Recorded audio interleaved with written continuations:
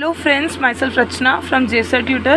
So today in this video I'll be showing you the paper presentation for history paper, ठीक है, and then I'll be solving the board question paper July 2020 edition, ठीक है. So let's get started. Firstly मैं आप लोग को paper दिखा दूँ कि लाइक बोर्ड का पेपर होता है कैसे, how does the board paper look like, ठीक है. बिकॉज 10th वाले लाइक फर्स्ट टाइम बोर्ड देंगे तो वो लोग को कोई आइडिया होता नहीं है कि पेपर कैसा होता है, लाइक क्या क्या सॉल्व करना पड़ता है. तो let me clear some things, ठीक है. सबसे पहले तो जितने लाइक जो भी टाइम का पेपर है उससे आधा घंटा पहले आपको पहुंचना होता है, ठीक है. उससे आधा घंटा पहले पहुंचना होता है और अप्रॉक्स 20-25 मिनट्स पहले आपको आंसर शीट मिल जाता है, ठीक है. अप्रॉक्स आप पहुंचते हो आधा घंटा पहले, ठीक है. और फिर आप जाने के 20-25 मिनट्स जो टाइम है उससे 20-25 मिनट्स अप्रॉक्सीमेटली पहले आपको पेपर मिल जाता है, ठीक है. टाइम चेंज हुआ है कि नहीं मेरे को कोई आइडिया नहीं, बट जल्दी मिल जाता है. तो पेपर मिलने के बाद क्या करना होता है, पेपर मिलने के बाद कुछ बच्चों को लाइक लाइन्स ड्रॉ करने होते हैं आजू बाजू में, ठीक है. कुछ बच्चे लोग को ये पेपर्स में लाइन्स ड्रॉ करने होते हैं, ठीक है. यहाँ पे ऐसे कुछ लाइंस वगैरह ड्रॉ करने होते हैं तो यूज़ कर लेते हैं. और एक काम करना रहता है बच्चों को, वो है सब फर्स्ट पेज फिल करना, ठीक है. फर्स्ट पेज फिल करना भी पड़ता है बोर्ड के पेपर में, ठीक है. तो इसके लिए वो पेपर्स क्या मिलते हैं, वो पेपर्स जल्दी मिल जाता है, ठीक है. तो 20-25 मिनट्स पहले ऐसा पकड़ के चलो कि अप्रॉक्सीमेटली आपको पेपर मिल जाता है. पेपर में आपको ये सारी चीज़ें फिल करनी होती है. अब क्या कैसे फिल करना है मैं बता दूंगी. नेक्स्ट आपको समथिंग 10 मिनट्स अर्लियर, ठीक है, 10 मिनट्स अर्ली. किसके अर्ली, पेपर स्टार्ट होने से 10 मिनट्स पहले आपको बोला जाएगा कि ये आंसर शीट रहेगा आपके पास और आपको 10 मिनट्स पहले क्वेश्चन पेपर भी मिल जाएगा हाथ में, ठीक है. क्वेश्चन पेपर मिल जाएगा और क्वेश्चन पेपर को आपको सिर्फ रीड आउट करने के लिए 10 मिनट्स पहले देंगे, ठीक है. क्वेश्चन पेपर क्या करने के लिए, रीड आउट करने के लिए. तो क्वेश्चन पेपर रीड आउट करोगे बट आपके हाथ में पेन या पेंसिल रहा तो आपको कॉपी मार्क कर सकते हैं. तो आपको थोड़ा ध्यान देना है वो चीज़ों में. जब क्वेश्चन पेपर मिले तब आपको कोई भी चीज़ पेन या पेंसिल किसी को भी हाथ नहीं लगाने है, क्वेश्चन पेपर पे कोई भी मार्किंग नहीं करनी है. तो अभी हम लोग ज़रा आंसर शीट पे आ जाते हैं. तो आंसर शीट क्या देखा है, देखो answer sheet contains a holograph sticker, ठीक है. आंसर शीट ये एक्चुअली सुंदरम का है बट वो बोर्ड का आता है, ठीक है. तो नो वरीज, कोई इशू नहीं होता. ऐसा लाइक 90% सिमिलर होते हैं. बस ये जो सुंदरम वगैरह ऐसे थोड़े 2-3 चीज़ें हट जाते हैं, ठीक है. अगर एसएससी का है तो एसएससी लिखा होगा, अगर एचएससी का है तो सिर्फ एचएससी लिखा होगा, ठीक है. तो सिमिलर ही होता है पेपर, तो प्रॉब्लम नहीं है. इसके लिए मैंने ट्राई किया कि मैं सिमिलर पेपर ला सकूँ, ठीक है. तो यहाँ पे सबसे पहले आपको दिखेगा एक होलोग्राफ स्टिकर, ठीक है. तो जस्ट टू नो कि एक होलोग्राफ स्टिकर क्या होगा कि आप यहाँ पे देखो, आपको यहाँ पे सेंटर नंबर होगा जहाँ पे आपका सेंटर लगा है, ठीक है. उसका एक प्रॉपर लाइक एक नंबर होगा 4 डिजिट्स का. बोर्ड पर डालना होता है आपको. सीट नंबर हॉल टिकट में मिल जाएगा, ठीक है. अब जो भी सीट नंबर है लाइक 3410 वॉट एवर 3004 या 34,510 सपोज, ठीक है. तो ये नंबर को आपको फिगर्स में लिखना है, ठीक है. जो भी फिगर्स है, फिगर्स में पहले ए आएगा फिर नंबर आएगा, ठीक है. सीट नंबर के डिटेल्स में पहले सीट नंबर को फिगर में लिखना है, फिर सीट नंबर को वर्ड्स में लिखना है, ठीक है. जस्ट लाइक कि आपको दोनों में कंफर्टेबल है, ठीक है. तो कोई भी बोर्ड मिस्टेक नहीं करना चाहता, इसके लिए सीट नंबर फिगर में भी पूछता है और वर्ड्स में भी, ठीक है. नेक्स्ट पूछता है वो सिग्नेचर ऑफ द कैंडिडेट कौन हो, आप हो. तो आपका कैंडिडेट आपका सिग्नेचर लिखना, सिग्नेचर साइन करना होगा. नेक्स्ट सुपरवाइजर सिग्नेचर, ठीक है. नेक्स्ट क्या करना पड़ेगा, सुपरवाइजर का सिग्नेचर. जो सुपरवाइजर होंगी वहाँ पे उनका साइन है नेक्स्ट, ठीक है. उनका साइन है, सुपरवाइजर का साइन है, ठीक है. तो वो साइन करेंगी, नेक्स्ट तुम्हारा साइन होगा, ठीक है. इतना कंप्लीट होने के बाद टीचर आपका वो जो भी सुपरवाइज़र होगी वहाँ पे एक ब्लैक कलर का एक स्टिकर, ठीक है, एक होलोग्राफ स्टिकर, वो जो सुपरवाइज़र होगी वो आके ये इसको कवर कर लेगी और चिपका देगी और इतना पोर्शन बचा होगा, ठीक है. ये जो एक रेक्टेंगल सा यहाँ पे कट सा है ना, इतना पोर्शन बचा होगा और ये पूरे पोर्शन में होलोग्राफ स्टिकर स्टिक हो गया होगा, ठीक है. सो नेक्स्ट क्या करेंगे, नेक्स्ट आगे देखेंगे, ठीक है. Question paper set code. अब देखो सेट कोड होते हैं कि आपके आजू बाजू में भले ही जो भी बच्चे हैं आगे पीछे उनका और आपका कोड होगा, सेट कोड होगा कि set A, set B, set C, set D. अब इसमें क्या फ़र्क होता है, देखो सेम क्वेश्चंस होंगे, question set A, set B, set C, set D, सब में क्वेश्चन सेम होते हैं, बट उसमें फ़र्क क्या होता है कि क्वेश्चन नंबर वाइज थोड़े से उल्टा सुल्टा करते हैं, ऊपर नीचे क्वेश्चंस को करते हैं, ठीक है. क्वेश्चंस को बस ऊपर नीचे करते हैं. तो कितने सेट होते हैं, normally set A B C D होता है, ठीक है. तो आपको पेपर में, क्वेश्चन पेपर में आपका सेट लिखा होगा, ठीक है. नेक्स्ट है सब्जेक्ट जो भी होगा. सब्जेक्ट, फिर पेपर, कौन सा पेपर है, पेपर 1 है, पेपर 2 है, पेपर लाइक कौन सा पेपर, ठीक है वो। नेक्स्ट डेट, उस दिन का डेट जिस दिन पेपर लिख रहे हो। नेक्स्ट लैंग्वेज ऑफ आंसर, देखो हिंदी और मराठी को छोड़ के, हिंदी और मराठी को छोड़ के, या हिंदी या मराठी, हिंदी मराठी ये 2 सब्जेक्ट्स है, ठीक है। तो हिंदी मराठी ये 2 सब्जेक्ट्स को छोड़ के बाकी जो है English, maths, science, history, geography, ये सारे subjects language of answer English ही आएगा। आप जो आंसर्स लिखोगे वो इंग्लिश में ही लिखने वाले हो, ठीक है। ज्योग्राफी हो या हिस्ट्री हो, ठीक है, कोई भी सब्जेक्ट हो, आप आंसर किस में लिख रहे हो, कौन से लैंग्वेज में आंसर लिख रहे हो, आंसर लिख रहे हो आप इंग्लिश में, तो लैंग्वेज ऑफ आंसर आएगा इंग्लिश, ठीक है। और सिर्फ हिंदी और मराठी में क्या आएगा, language of answer Hindi, language of answer Marathi, because आप वो हिंदी और मराठी में ही लिखने वाले हो, ठीक है। तो ये जो पार्ट है ना, ये पूरा पार्ट आपको एक्चुअली आप जैसे ही जो क्लास में या जो सेंटर में एंटर करोगे ना, सेंटर के अंदर जो क्लास होगा, वो क्लास के ब्लैक बोर्ड में ये सब लिखा होगा। क्या क्या लिखा होगा, देखो सीट नंबर तो आपको लिखना है, सेंटर नंबर लिखा होगा, सब्जेक्ट लिखा होगा, पेपर लिखा होगा, डेट लिखा होगा और लैंग्वेज ऑफ आंसर। इतने चीज़ें आपके आप जो भी क्लासरूम में बैठोगे वो बोर्ड के सामने लिखा होगा, ठीक है, लिखा जाता है ताकि बच्चे को कोई प्रॉब्लम नहीं हो। अगर फिर भी कोई इशू है तो यहाँ पे रॉन्ग नहीं करना है, वहाँ पे सुपरवाइज़र से पूछो, सुपरवाइज़र आपको सॉफ्टली बहुत ही लेंगे, बिकॉज आपका फर्स्ट टाइम है, ठीक है। तो आपसे कोई रूडली बात नहीं करेगा, तो आप प्रॉपर उनसे लाइक इन्फॉर्मेशन कलेक्ट करो, फिर फिल करो, रॉन्ग नहीं करना है, ठीक है। नेक्स्ट है सप्लीमेंट्स अटैच, ठीक है। अब आपको एक सप्लीमेंट मिलता है ऐसा, ठीक है, तो ये सप्लीमेंट 80 मार्क्स के पेपर के लिए इनफ नहीं होता है। किसी को 80 मार्क्स का छोड़ो, 40 मार्क्स के लिए कभी कभी इनफ नहीं होता है। तो क्या इशू राइज होता है कि हम लोग को सप्लीमेंट्स लेना पड़ता है, फिर यहाँ पे सप्लीमेंट्स लेके टाई करते हैं, ठीक है। तो ये सप्लीमेंट्स टाई करने के टाइम क्या होता है, हम लोग को यहाँ पे मेंशन करना होता है। ये जो मेन बुक, देखो यहाँ पे लिखा है ना, main answer book, number of supplements, total in figure, ठीक है। मेन आंसर बुक, ये आपका आंसर बुक है, ये क्या है आपका, ये आपका आंसर बुक है। तो ये आंसर बुक 1 ऑलरेडी लिखा हुआ होगा, आपने ये आंसर बुक को छोड़ के, ठीक है, ये आंसर बुक तो मिला है आपको, इसके अलावा, ठीक है, बिसाइड्स दिस आपने कितने सप्लीमेंट्स मांगे हैं, ठीक है। तो नंबर ऑफ सप्लीमेंट्स यहाँ पे लिखने, सपोज मैंने 3 सप्लीमेंट्स मांगे हिस्ट्री पेपर के लिए, तो मैं यहाँ पे 3 लिखूंगी, 3 + 1 = 4। ये करना इम्पॉर्टेंट है, ठीक है, ये करना क्या है, ये करना इम्पॉर्टेंट है। तो ऐसा कोई तुम लोग ऐसा मत बोलना कि नहीं करेंगे, ये बोर्ड है, इसके साथ मस्ती नहीं, ठीक है। तो इसमें प्रॉपर सारे इन्फॉर्मेशन, एक्चुअली ऑथेंटिक इन्फॉर्मेशन डालना है, रेलिवेंट इन्फॉर्मेशन डालना है, कोई गलत नहीं डालना है, ठीक है। यहाँ पे इतना करने के बाद यहाँ पे आपको एक और बारकोड स्टिकर आएगा, वो एंडिंग में टीचर चिपका देगी सारे इन्फॉर्मेशन फिल करने के बाद, ठीक है। 2 स्टिकर्स होते हैं, वो चिपकाना होता है। ये इतना पार्ट आपका था। Next, specific remarks of centre conductor regarding mall practices. अब ये क्या होता है, ये होता है कि लाइक टीचर, अगर आप कॉपी कर रहे हो, ठीक है, आप अगर सपोज किसी ने कॉपी में पकड़ लिया या कोई कॉपी जैसा लग रहा है आपको, किसी पे मतलब कोई डाउट करे, या टीचर ने कॉपी पे जो सुपरवाइज़र उन्होंने पकड़ लिया, तो क्या होगा, वो जो भी है मार्क्स कट करने का चीज़ की, इसका 5 मार्क्स कट करना है, तो टीचर यहाँ पे रेडिंग से लिखेगी, ये आपके काम का नहीं है, ठीक है। नेक्स्ट है marks in figure, marks in word, signature, adopt number, ठीक है, ये आपके काम का नहीं है। आपको पता है आपका पेपर 3 स्टेजेस से गुजरता है। पहला है examiner, next comes moderator and next the chief moderator, ठीक है। तो आपका जो एग्ज़ाम पेपर है, एक का पेपर, ठीक है, आपका खुद का पेपर 3 स्टेजेस से गुजरेगा। पहले एग्जामिनर चेक करेगा, मॉडरेटर चेक करेगा, चीफ मॉडरेटर, और जो चीफ मॉडरेटर मार्क्स देगा वही मार्क्स इंपॉर्टेंट है और वही मार्क्स को लिया जाएगा। एग्जामिनर आपको 40 आउट ऑफ 40 दे दिया, मॉडरेटर ने आपको 38 दिया, चीफ मॉडरेटर आपको 35 दे रहा, तो आपका 35 वाला मार्क्स कंसिडर होगा, ठीक है।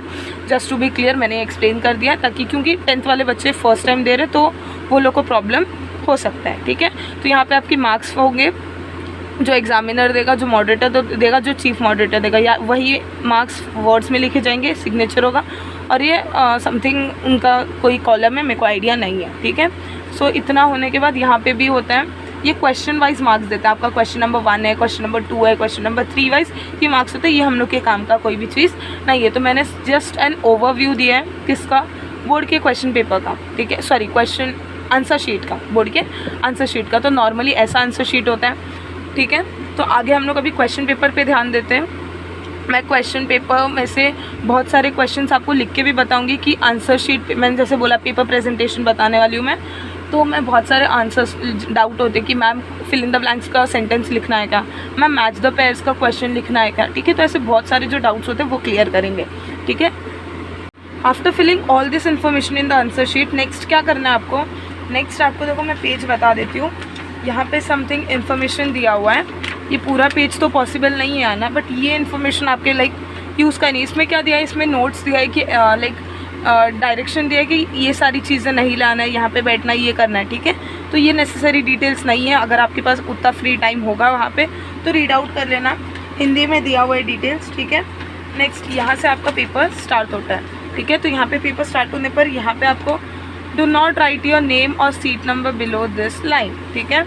तो यहाँ पे आपको नाम सीट नंबर लिखने की कोई ज़रूरत नहीं है, यहाँ पे क्वेश्चन नंबर लिखना है, ठीक है। क्वेश्चन नंबर लाइक कौन सा question number, main question number 1, main question number 2, main question number 3, वो, ठीक है।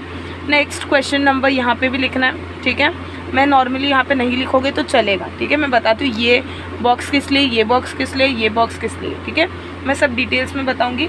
नेक्स्ट यहाँ पे आपको करना क्या है, यहाँ पे आपको ये जो एंडिंग है, ठीक है, बॉर्डर है, मैं थोड़ा स्मॉल करके बताती हूँ, ठीक है। आई थिंक अब विजिबल है, ये एंडिंग चीज़ है, लाइक एंडिंग पार्ट है। तो यहाँ पे आपको सिंपली क्या करना है, यहाँ पे सिंपली आपको ये लाइन से 2 सेंटीमीटर, ठीक है, 2 सेंटीमीटर है एक्चुअली 1 सेंटीमीटर, ठीक है, 1 सेंटीमीटर का एक लाइन ड्रॉ करना है। क्या करना है, 1 सेंटीमीटर का एक लाइन। जब आपको पेपर मिलता है ना, ठीक है, जैसे ही आपको पेपर मिलता है, मैंने बोला ना 20-25 मिनट्स पहले, तभी ही आपको ये लाइन ड्रॉ करना है। फ़ायदा क्या है इससे, ठीक है।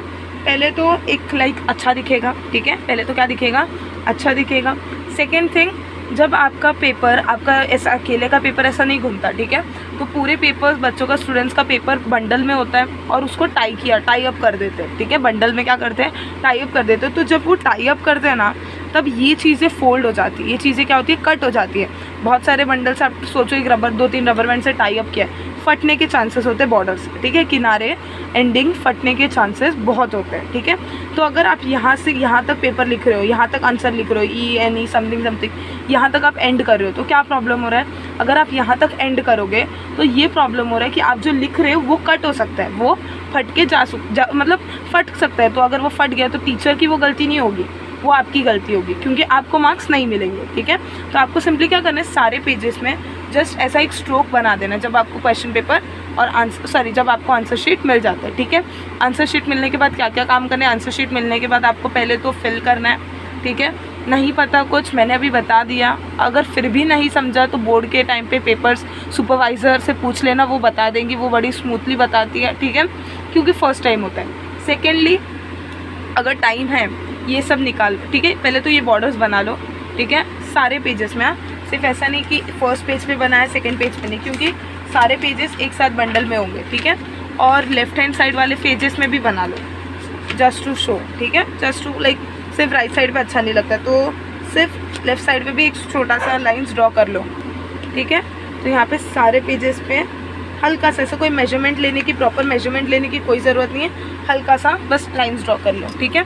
ये सारी चीज़ें कंप्लीट करनी है और फिर हम लोग अभी पेपर स्टार्ट करेंगे। So let's check out the question paper. देखो यहाँ पे बोर्ड क्वेश्चन पेपर जुलाई 2020 का एडिशन है, ठीक है, जो जुलाई में आपको पता होगा कि लाइक 2 बार पेपर दिया जाता है, एक बार मार्च में और सेकेंड टाइम जुलाई में, जुलाई अटेम्प्ट, जो बच्चे मार्च में फेल हो जाते हैं, ठीक है। तो ये पेपर कंपैरेटिवली ईजी रहता है, मैक्सिमम मार्क्स 40, ठीक है। नेक्स्ट, अब बच्चे क्या करते हैं, ये पेपर मिलने के बाद क्वेश्चन पेपर स्टार्ट कर देते हैं क्वेश्चन, ठीक है। तो क्या ये करेक्ट है क्वेश्चन डायरेक्टली स्टार्ट करना? अब बोलोगे क्वेश्चन नहीं स्टार्ट करेंगे मैम तो क्या करेंगे? अरे इतना बड़ा नोट्स का इतना लाइन्स जो है वो कौन रीड करेगा, ठीक है। बहुत सारे बच्चे ये रीड आउट करते ही नहीं, इसको डायरेक्ट स्किप कर देते हैं, इसको भूल जाओ, स्टार्ट करो, इसको रीड करके क्या मिलेगा, ठीक है। ये नहीं करना है, ये बिल्कुल भी नहीं करना। आपके पास 10 मिनट्स पहले मिल जाता है क्वेश्चन पेपर, 2 मिनट लगेंगे इसको रीड आउट करने को, इसको रीड आउट करो, कोई भी स्किप इसे नहीं करेगा, ठीक है। तो अब इसको ज़रा रीड आउट करते फिर हम लोग क्वेश्चन स्टार्ट करेंगे, ठीक है। तो ये जो भी क्वेश्चन है मैं इसको बताने कैसे वाली हूँ, देखो मैं सारे क्वेश्चन में से, जैसे कि मैंने सपोज क्वेश्चन नंबर 1 स्टार्ट किया, तो क्वेश्चन नंबर 1 का फर्स्ट और सेकंड क्वेश्चन या 1-2 क्वेश्चन मैं लिख के बताऊंगी कि कैसे लिखना है, ठीक है। बहुत सारे बच्चों को डाउट होता है कि मैम लिखे कैसे, ठीक है, तो कैसे लिखना है वो मैं बता दूंगी, ठीक है। लेकिन मैं पूरा पॉसिबल नहीं है मेरे को कि पूरा सॉल्व करके देने को, तो मैं आंसर सबके बताऊँगी, सारे क्वेश्चन के आंसर्स बताऊँगी, बट जैसे कि यहाँ पे सपोज क्वेश्चन नंबर 1A है, तो इसके 3 क्वेश्चन है, तो मैं एक लिख के बता दूंगी कि इसमें कैसे कैसे लिखते हैं, ठीक है, कैसे कैसे लिखते क्या करते, ये सारी चीज़ें मैं बता दूंगी, ठीक है। नेक्स्ट सेम इसमें भी बी पार्ट में भी मैं सारी चीज़ें नहीं लिखूंगी, मैं एक का लिख के बता दूंगी इसका कि कैसे लिखते हैं, ठीक है। Same question number 2A, question number 3A वगैरह वगैरह सब कैसे ही है, ठीक है। तो लेट्स गेट स्टार्टेड। नोट्स, पहले नोट्स पढ़ना है, जैसे मैंने बोला था important part. All the activities और क्वेश्चंस आर कंपलसरी। पहला नोट बोला है कि सारे एक्टिविटीज़ सारे क्वेश्चंस कंपलसरी हैं, ठीक है। Figures to the right indicate full marks. जो फिगर्स राइट साइड में है वो फुल मार्क्स इंडिकेट करते हैं। यहाँ पे देखो 3 है, 3 क्वेश्चन के लिए 3 मार्क्स, ठीक है, ये पता होगा सबको। तो मैं सब लोग 2 नोट ही रीड करके बोलेंगे कि क्या पढ़ कर मतलब क्या फ़ायदा, बट ऐसा नहीं करना है, बिकॉज अगर कुछ चेंजेस होता है तो आपको पता रहना चाहिए। जैसे कि हिंदी और इंग्लिश के पेपर में मेनली नोट्स में लिखा होता है कि जो कंप्लीट द एक्टिविटीज़ वाले बॉक्सेस वाले क्वेश्चंस होते हैं उसको पेन से ड्रॉ करना है, पेंसिल से ड्रॉ नहीं करना है, उसको पेन से लिखना है, पेंसिल से यूज़ नहीं करना है, ठीक है। तो उसमें लिखा रहता है, बट बच्चे क्या करते हैं, नोट रीड आउट नहीं करते और उसको स्किप कर देते, और वो क्या करते हैं, एकदम मस्त अच्छा प्रेजेंटेशन होगा करके पेंसिल से ड्रॉ करते हैं बॉक्सेस वगैरह, अंदर से बॉक्स में भी पेंसिल से लिखते हैं, तो इससे प्रॉब्लम क्रिएट होता है, ठीक है। और टीचर मार्क्स नहीं दे सकते, ऐसे चांसेस होते हैं, ऐसे पॉसिबली चांसेस बहुत बढ़ जाते हैं ऐसे करने पर, तो इसके लिए नोट रीड करो। नेक्स्ट क्वेश्चन नंबर 1 to 5 आप based on history and question number 6 to 9। तो यहाँ पे बताया कि यहाँ पे क्वेश्चन नंबर 1 से लेके 9 तक है, क्वेश्चन नंबर 1 से लेके क्वेश्चन नंबर 9 तक है। तो क्वेश्चन नंबर 1 से लेके 5 हिस्ट्री पे है और 6 to 9 पॉलिटिकल साइंस पे, ठीक है। Next, it is mandatory to write a complete statement as answer in question number 1A and 6। अब देखो यहाँ पे बोला है कि कुछ बच्चे लोग का डाउट रहता है कि मैं फिलिप्स में फुल सेंटेंस लिखना है कि मैं सीधा लिख दूँ कि फर्स्ट का ए वोल्टायर, ठीक है, ऐसा लिख दूँ क्या मैं, या मैं फुल सेंटेंस लिखना है कि सेंटेंस में मैं वोल्टायर लिख दूँ और ऑप्शन नंबर नहीं लिखूँ, तो ऐसे डाउट्स रहते हैं, ठीक है। तो ऐसे डाउट्स के लिए यहाँ पे क्लियरली मेंशन किया है कि स्टूडेंट्स को क्वेश्चन नंबर 1A इसमें क्या करना है, क्वेश्चन नंबर 1A में आपको लिखना है कंप्लीट स्टेटमेंट। आपको क्या लिखना है, कंप्लीट स्टेटमेंट, आपको स्टेटमेंट लिखना है पूरा, ठीक है, मैं लिख के बताऊंगी। ऑप्शन नंबर भी लिखना है, ठीक है, किसमें, क्वेश्चन नंबर 1A और 6। अब क्वेश्चन नंबर 1A में है फिलिप्स और क्वेश्चन नंबर 6 में भी है, फिर चूज़ द करेक्ट अल्टरनेटिव, ठीक है। तो दोनों ही क्वेश्चन नंबर 1A जो हिस्ट्री का करेक्ट द ऑप्शन है और क्वेश्चन नंबर 6 जो पॉलिटिकल साइंस का, दोनों में आपको कंप्लीट स्टेटमेंट लिखना है। तो ये सेकेंड टाइम ये क्वेश्चन अराइज नहीं होना चाहिए स्टूडेंट्स में कि मैम लिखना है कि नहीं लिखना है, बिकॉज लिखना है, ठीक है, लिखना है। लास्ट टाइम समथिंग किसी ने नहीं लिखे तो प्रीलिम्स के टाइम पे टीचर्स मार्क्स काटती थी, ऐसा चांसेस मत दो टीचर्स को मार्क्स कट करने का। Next, in question number 2A and 8B, question number 2A, let me show you question number 2A क्या है, कंप्लीट द कॉन्सेप्ट चार्ट, ठीक है। Question number 2A complete the concept chart है, और question number 8B, ठीक है, 2A और 8B I think दोनों ही कंप्लीट द कॉन्सेप्ट चार्ट है। मैं बता दूंगी 8B, लेट मी चेक, ठीक है। 8B, अगर 8B देखें हम लोग तो 8B आ रहा है, ठीक है, 8B भी आ रहा है, डू एज इंस्ट्रक्टेड, वो भी कॉन्सेप्ट चार्ट ही है, ठीक है। तो दोनों ही कॉन्सेप्ट चार्ट है। फर्स्ट वाला question number 2B concept chart किसका है, वो हिस्ट्री का है, और सेकेंड वाला पॉलिटिकल साइंस का है, ठीक है। तो क्या बोल रहा है इसके बारे में, क्या इंस्ट्रक्शन दिया हुआ है कि 2A और 8B दोनों के answers is expected to be written by pen only in the concept map. अब जैसे मैंने इंग्लिश और हिंदी का बताया था कि नोट में लिखा था, वैसे ही इसमें भी मेंशन किया है कि जो कॉन्सेप्ट मैप में जो सर्कल वगैरह जो बॉक्स बनते हैं, बॉक्स सर्कल वटेवर जो भी डायग्राम्स बनते हैं, उसमें पेन ही यूज़ करना है, पेंसिल से नहीं करना है, ठीक है। तो ये प्रॉपरली मेंशन किया। फिर भी बच्चे लिखेंगे पेंसिल से ड्रॉ करेंगे तो मार्क्स तो कटना ही है, ठीक है, सिंपल सा है। तो नेक्स्ट 6th पॉइंट है, answers of question number 1A and B and question number 6 are repeated, then only first attempted answer will be considered. अब एक और इम्पॉर्टेंट पॉइंट, ठीक है, अब एक और इम्पॉर्टेंट पॉइंट। अब क्या बोल रहे हैं बच्चे, देखो यहाँ पे नोट दिया है कि यहाँ पे नोट क्या दिया है कि अगर क्वेश्चन नंबर 1A, ठीक है, क्वेश्चन नंबर 1A मैं जब बताऊँगी बुक में लिख के तब आपको शायद क्लियर अंडरस्टैंडिंग हो जाए, बट यहाँ पे मैं एक्सप्लेन करने की कोशिश करती हूँ। देखो क्वेश्चन नंबर 1A में मैंने लिखा, it may be said that dash was the founder of modern historiography, ठीक है, it may be said that. तो मुझे फर्स्टली लगा कि ये होगा कार्ल मार्क्स, मुझे फर्स्टली क्या लगा, ये होगा कार्ल मार्क्स। तो मैंने क्या किया, मैंने यहाँ पे भी कार्ल मार्क्स लिख दिया और ऑप्शन में भी कार्ल मार्क्स लिख दिया, ठीक है। और फिर मेरे को पता चला कि कहीं से, या मेरे को पता बाद में याद आया कि ये कार्ल मार्क्स नहीं, ये है वोल्टायर, ठीक है, ये कार्ल मार्क्स नहीं है, वोल्टायर। तो मैंने क्या किया, मैंने कार्ल मार्क्स को कट कर दिया और मैंने वोल्टायर को लिख दिया। ठीक है, तो यहाँ पे मैंने जो कट किया है ना, मैंने कट किया और मैंने वोल्टायर को लिखा ना, तो इसमें मुझे मार्क्स नहीं मिलेंगे। ठीक है, मैं जब पेपर में लिख के बताऊंगी तब मैं आपको ये पॉइंट शो करूंगी ताकि आपको क्लियर अंडरस्टैंडिंग हो, बिकॉज ऐसे में बहुत लोगों को डाउट हो सकता है। ठीक है, तो मैं क्लियर अंडरस्टैंडिंग के लिए बता दूंगी। Question number 1A, question number 1B और question number 6। Question number B में है अपना आइडेंटिफाई द रॉन्ग पेयर, और क्वेश्चन नंबर 6 में है answer the following, sorry choose the correct option, political science वाले। ठीक है, तो ये इंपॉर्टेंट पॉइंट्स थे जो हम लोग को फॉलो करने हैं। ठीक है, ये मैंडेटरी है। ठीक है, मतलब कंपलसरी, कोई ऐसा चांस नहीं है, ऑप्शन नहीं है। तो क्वेश्चन पेपर से स्टार्ट कर दें। पहले तो 10 मिनट जो आपको मिला है प्रॉपर यूटिलाइज करो क्वेश्चन पेपर को रीड आउट करके। ठीक है, क्वेश्चन पेपर को रीड आउट करके ही स्टार्ट करो।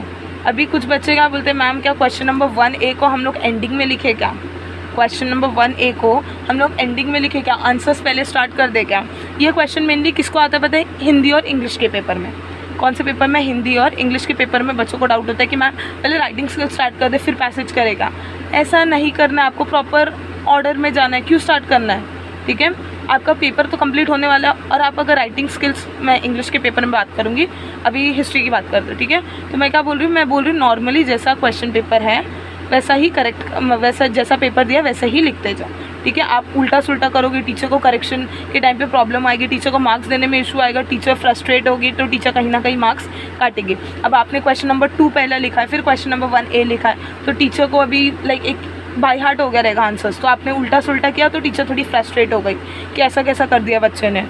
तो टीचर मार्क्स भले ही देगी, बट कहीं ना कहीं आंसर में टीचर को अगर आपका पेपर पसंद नहीं आया तो टीचर मार्क्स कट कर देगी, कहीं ना कहीं हाफ 1, तो हाफ 1 भी बहुत होता है। ठीक है, तो कुछ भी मिस्टेक्स नहीं करना, आपको जैसा पेपर दिया वैसे ही फॉलो करना है। Next point, question. ठीक है, हर नया क्वेश्चन, जैसे क्वेश्चन नंबर 1A, ठीक है, एक पेज लगा, सपोज एक पेज तो नहीं लगेगा बट आधा पेज लगा। ठीक है, क्वेश्चन नंबर 1A और क्वेश्चन नंबर 1B दोनों ही एक पेज में कंप्लीट हो गए और 10 लाइन्स बचे। कितने लाइन्स बचे, 5 लाइन्स बचे हो या 10 लाइन्स बचे हो या 20 लाइन्स बचे हो। ठीक है, ये क्वेश्चन नंबर 1 कंप्लीट हुआ। क्वेश्चन नंबर, नया क्वेश्चन, न्यू पेज। ठीक है, ये दिमाग में ले लो, हर क्वेश्चन नए पेज पे, हर क्वेश्चन नए पेज पे। अगर आपका ऐसा हो रहा है कि जैसे अभी सपोज मेरा क्वेश्चन नंबर 1A 6 क्वेश्चन होते हैं। ठीक है, ये 6 फिलअप्स होते हैं, तो मेरे को एक पेज जाता, लाइक मेरे को लिटरली समथिंग 3-4 पेजेस जाते। ठीक है, 3-4 पेजेस जाते, तो 3-4 पेजेस में मैं किच करके कचड़ा करके मैं B नहीं स्टार्ट करूँगी। ठीक है, मैं बोल रही हूँ कि अगर सपोज ये 3 क्वेश्चन ना होकर ये 6 होते हैं, कितने होते हैं ये, सपोज 6 होते हैं, तो मेरा यहाँ पे क्या जा रहा है, मेरा 3-4 पेजेस चला जाता, फर्स्ट पेज का 3-4 पेज। तो लास्ट के जो 5 to 6 लाइन्स है वहाँ पे मैं क्वेश्चन नंबर 1B स्टार्ट नहीं करूँगी, मैं उसको नए पेज से स्टार्ट करूँगी। ठीक है, किच करके नहीं लिखना, आपका पेपर बिल्कुल नहीं जा रहा है, आपका बस इंक जा रहा है। ठीक है, तो पेपर की टेंशन मत लो, जितना खुला लिख सकते हो। हैंड राइटिंग ख़राब है तो थोड़ा ज़्यादा स्पेस दे के लिखो। ठीक है, तो ये सब चीज़ें करनी है, ये सारे कुछ पॉइंट्स से जो रिमेंबर रखने, जो याद पे ध्यान से रख के करना है। ठीक है, तो पहला क्वेश्चन रीड करती हूँ, देखो। It may be said that dash was the founder of modern historiography. अब देखो इसमें ना क्वेश्चन नंबर 1A में 3 क्वेश्चन है और ये 3 है। अब तीनों ये फर्स्ट पेज में अगर आ जाते हैं तो मैं लिख दूंगी, अगर नहीं आते तो मैं identify the wrong pair second page में लिखूंगी, और फिर question number 2A third page से। आधा पेज बच जाए, पूरा अक्खा पेज, एक ही सपोज आपने नेक्स्ट पेज का एक ही लाइन यूज़ कर दिया। ठीक है, नेक्स्ट पेज का सपोज एक ही लाइन यूज़ किया एक नए पेज का, और आपका पूरा अक्खा पेज बचा है। ठीक है, तो भी आपको नया क्वेश्चन स्टार्ट करने के लिए बोलोगे मैम एक क्वेश्चन के लिए क्यों नया पेज, नहीं, आपको नए क्वेश्चन को नए पेज से ही स्टार्ट करना है, ये लाइक एक कंपलसरी है। ठीक है, तो क्वेश्चन क्या है देखते हैं। Choose the correct option and from the given option and complete the sentence. It may be said that dash was the founder of modern historiography, ये सबको पता है वोल्टायर है। ठीक है, वोल्टायर है, बट ये मैं लिख के बताती हूँ। ठीक है, सेकेंड क्वेश्चन भी रीड कर लेती हूँ। The national archives of India is in Delhi of course. Cook established a travel agency selling tourist tickets. ठीक है, तो यहाँ पे ऐसा कुछ एक्सप्लेनेशन जैसा नहीं है, हिस्ट्री है, हिस्ट्री में आपको याद करना ऑफ कोर्स आंसर, इसमें कुछ मैं एक्सप्लेनेशन नहीं दूंगी, बट मैं प्रॉपर आपको अप्रोप्रिएट आंसर्स दे दूंगी। अब ज़रा क्वेश्चन पे ध्यान दो। ठीक है, ये है क्वेश्चन नंबर 1। क्वेश्चन नंबर 1 का A पार्ट है ये, और A पार्ट में ये सब क्वेश्चन 1 2 3 है। ठीक है, ध्यान दिए, क्वेश्चन नंबर 1 है, फिर उसका A पार्ट है, फिर 1 2 3 है। तो मैं जब पेपर स्टार्ट करूँगी, ठीक है, मैं जब क्या करूँगी, पेपर स्टार्ट करूँगी, तो मैं कैसे लिखूँगी ध्यान दो। ठीक है, पहले तो ठीक है, पहले क्या करना है, ये क्वेश्चन नंबर कौन सा मेन क्वेश्चन है, मेन क्वेश्चन नंबर 1 है, ठीक है, मेन क्वेश्चन नंबर 1 है। तो ये देखो मेन क्वेश्चन नंबर 1 मैं यहाँ पे लिखूँगी, ठीक है। नेक्स्ट कौन सा है मेरा, क्वेश्चन नंबर 1 ए है, ठीक है। तो मैं ए यहाँ पे लिखूँगी, ए कहाँ पे लिखूँगी, ए यहाँ पे लिखूँगी। सो ठीक है, तो यहाँ पे क्वेश्चन नंबर 1 हो गया, फिर यहाँ पे ए। तो यहाँ पे ए में क्या लिखना है मुझे, choose the correct option, choose the correct option, ठीक है, चूज़ द करेक्ट ऑप्शन। आधा लिखा तो भी चलेगा, नहीं लिखा तो भी चलेगा, बट मैं प्रेफर करती हूँ लिख लिया करो, ठीक है, लिख लिया करो, लाइक टीचर को एक इंडिकेशन मिल जाए कि कौन सा क्वेश्चन है, ठीक है। अब चूज़ द करेक्ट ऑप्शन में आपका कौन सा क्वेश्चन है, आपका फर्स्ट क्वेश्चन है, ठीक है, आपका क्या है, आपका फर्स्ट क्वेश्चन है, first question.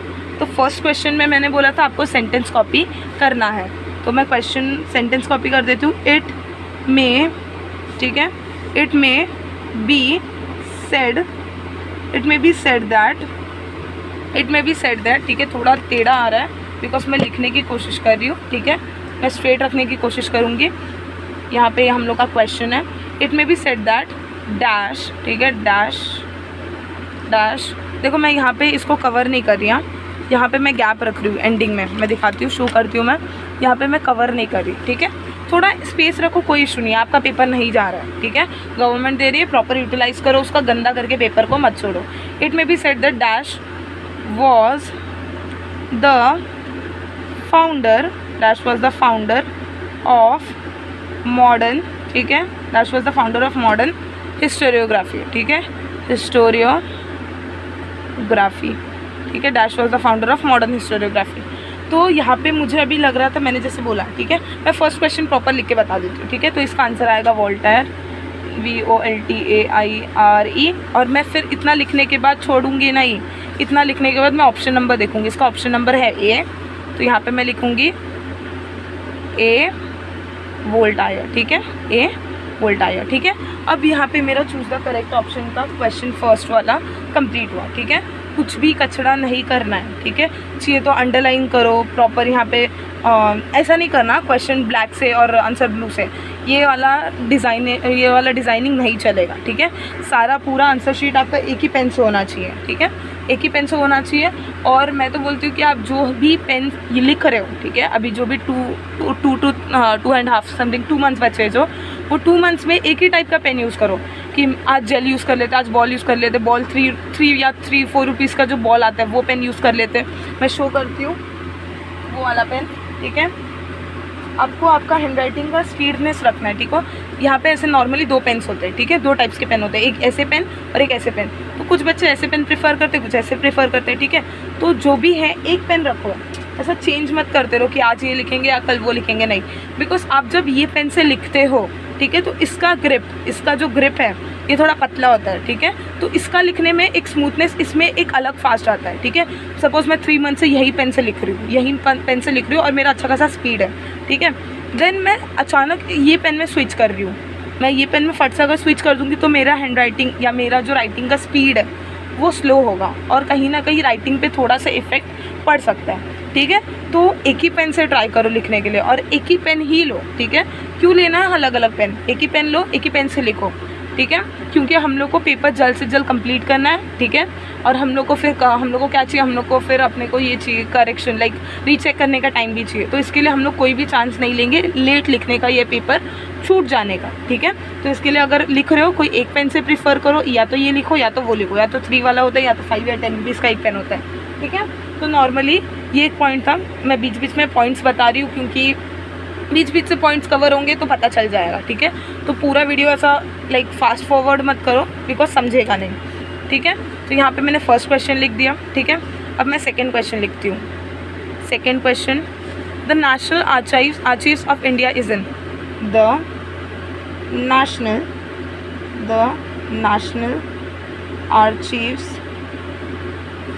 Archives of India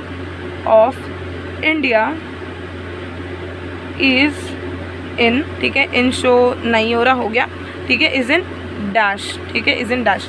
अब सपोज मुझे लगा पहले है चेन्नई, ठीक है, ऑफकोर्स चेन्नई नहीं है, ठीक है, चेन्नई नहीं है इसका राइट आंसर, इसका राइट आंसर है दिल्ली।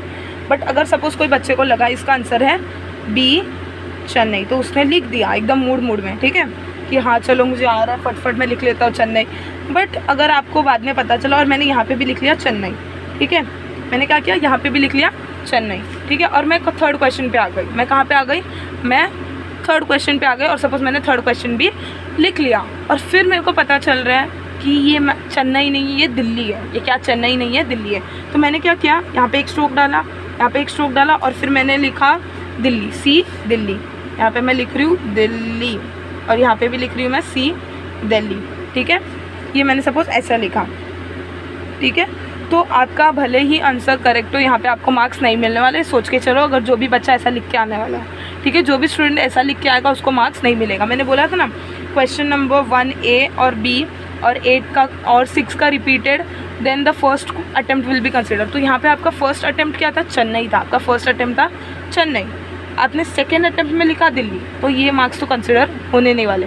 बट आप पूछोगे अभी अगर मैम गलती से हो गया तो क्या करें, नया क्वेश्चन पेपर तो मिलने नहीं वाला। तो यहाँ पे सपोज मैं थर्ड वाला क्वेश्चन लिख लेती हूँ। Cook established a travel agency selling, cook established, ठीक है, अ ट्रैवल एजेंसी, और ट्रैवल, ठीक है, और ट्रैवल एजेंसी सेलिंग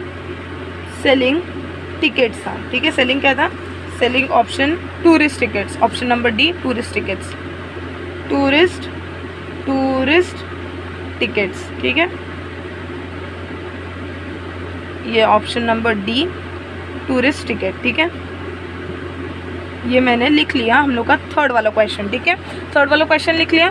अब मुझे पता चला कि यहाँ पे तो मैंने रॉन्ग किया है, तो क्या फ़ायदा। तो मैं सिंपली एक पेंसिल लूँगी और एक स्ट्रोक डालूँगी, सिंपली एक स्ट्रोक, ठीक है, एक स्ट्रोक, कचरा नहीं करना, कुछ नहीं करना, ठीक है, एक स्ट्रोक। और मैं लिखूँगी सेकेंड क्वेश्चन यहाँ पे, द नेशनल आर्चीव्स। ट्राई करो मिस्टेक ये वाले अवॉइड करने को। अगर आपने 3 क्वेश्चन दिया हुआ है, आपको इस पर डाउट हो रहा है, आपको लग रहा है कि नहीं ये चेन्नई हो सकता है, दिल्ली हो सकता है, या मुंबई हो सकता है, कुछ भी डाउट है थोड़ा सा, मत लिखो आंसर, क्वेश्चन लिखो, गैप छोड़ो, स्पेस छोड़ो, और नीचे थर्ड क्वेश्चन पे आ जाओ, ठीक है। ऐसा करने की ज़रूरत ही नहीं पड़नी चाहिए आपको। ये लाइक आपका लास्ट ऑप्शन होना चाहिए ऐसा करना, अगर आपका ऐसा प्रॉब्लम हो गया, ठीक है। तो अगर आपको ऐसा लग रहा है कि 2 ऑप्शंस में डाउट है, चेन्नई है कि मुंबई है या दिल्ली है, व्हाटएवर, ठीक है, तो आप क्या करोगे, सिंपली स्पेस छोड़ोगे, एक लाइन छोड़ोगे, और नया क्वेश्चन स्टार्ट करोगे। एंडिंग में आपको अगर आंसर आ रहा है तो लिखो, नहीं आ रहा है, कुछ ठोक रहे हो तो लिख लो, ठीक है। एंडिंग में ही लिखना जो डाउट है, लेकिन भूल मत जाना एंडिंग में, ठीक है। तो मैं यहाँ पे क्या लिखूँगी, the national archives of India is in Delhi, ठीक है, इज़ इन दिल्ली। ये मैंने आपको फर्स्ट क्वेश्चन कैसे लिखते हैं वो बता दिया, फर्स्ट क्वेश्चन का ए पार्ट। अब देखो यहाँ पे मेरा इतना स्पेस बचा है, ठीक है, यहाँ पे मेरा इतना स्पेस बचा है, क्योंकि यहाँ पे मेरा एक्स्ट्रा स्पेस बची ये 3 to 4 लाइन्स ले लिया। ये नेक्स्ट क्वेश्चन जो मैंने रॉन्ग किया था, ठीक है। तो यहाँ पे मेरे को यहाँ पे कचरा, मतलब यहाँ पे किच करने की ज़रूरत नहीं है। फिर यहाँ पे आइडेंटिफाई द रॉन्ग पेयर, फिर 3 जो क्वेश्चन है वो नहीं आएंगे, ठीक है। तो ये सब करने की मुझे कोई ज़रूरत नहीं है, ठीक है। अगर आ जाएंगे तो ठीक है, अगर आ जाएंगे तो ठीक है, अगर नहीं आएंगे। अब देखो यहाँ पे 3 क्वेश्चन है, तो मेरे हिसाब से यहाँ पे आ जाएंगे, ठीक है। मेरे को लग रहा है कि आ जाने चाहिए, ठीक है। तो मैं यहाँ पे स्टार्ट करके यहीं पे लिख दूँगी। अगर आपको लग रहा है कि नहीं आ रहे मैम, कि लाइक हैंड राइटिंग बड़ा है या कुछ हो रहा है, कोई भी इशू है और नहीं आ रहा है, तो आप क्या करोगे, नए पेज का यूज़ करोगे। प्रॉपर यूटिलाइज़ करना है पेजेस का, ठीक है। तो अब नेक्स्ट क्वेश्चन रीड आउट करते हैं। Question number 1B, identify the wrong pair and re right it, ठीक है। आइडेंटिफाई द, पहले था identify the wrong pair and re right the correct once, ठीक है। मतलब जो रॉन्ग पेयर है उसको करेक्ट करना होता था, जो रॉन्ग पेयर है उसको करेक्ट करने बोला जाता था।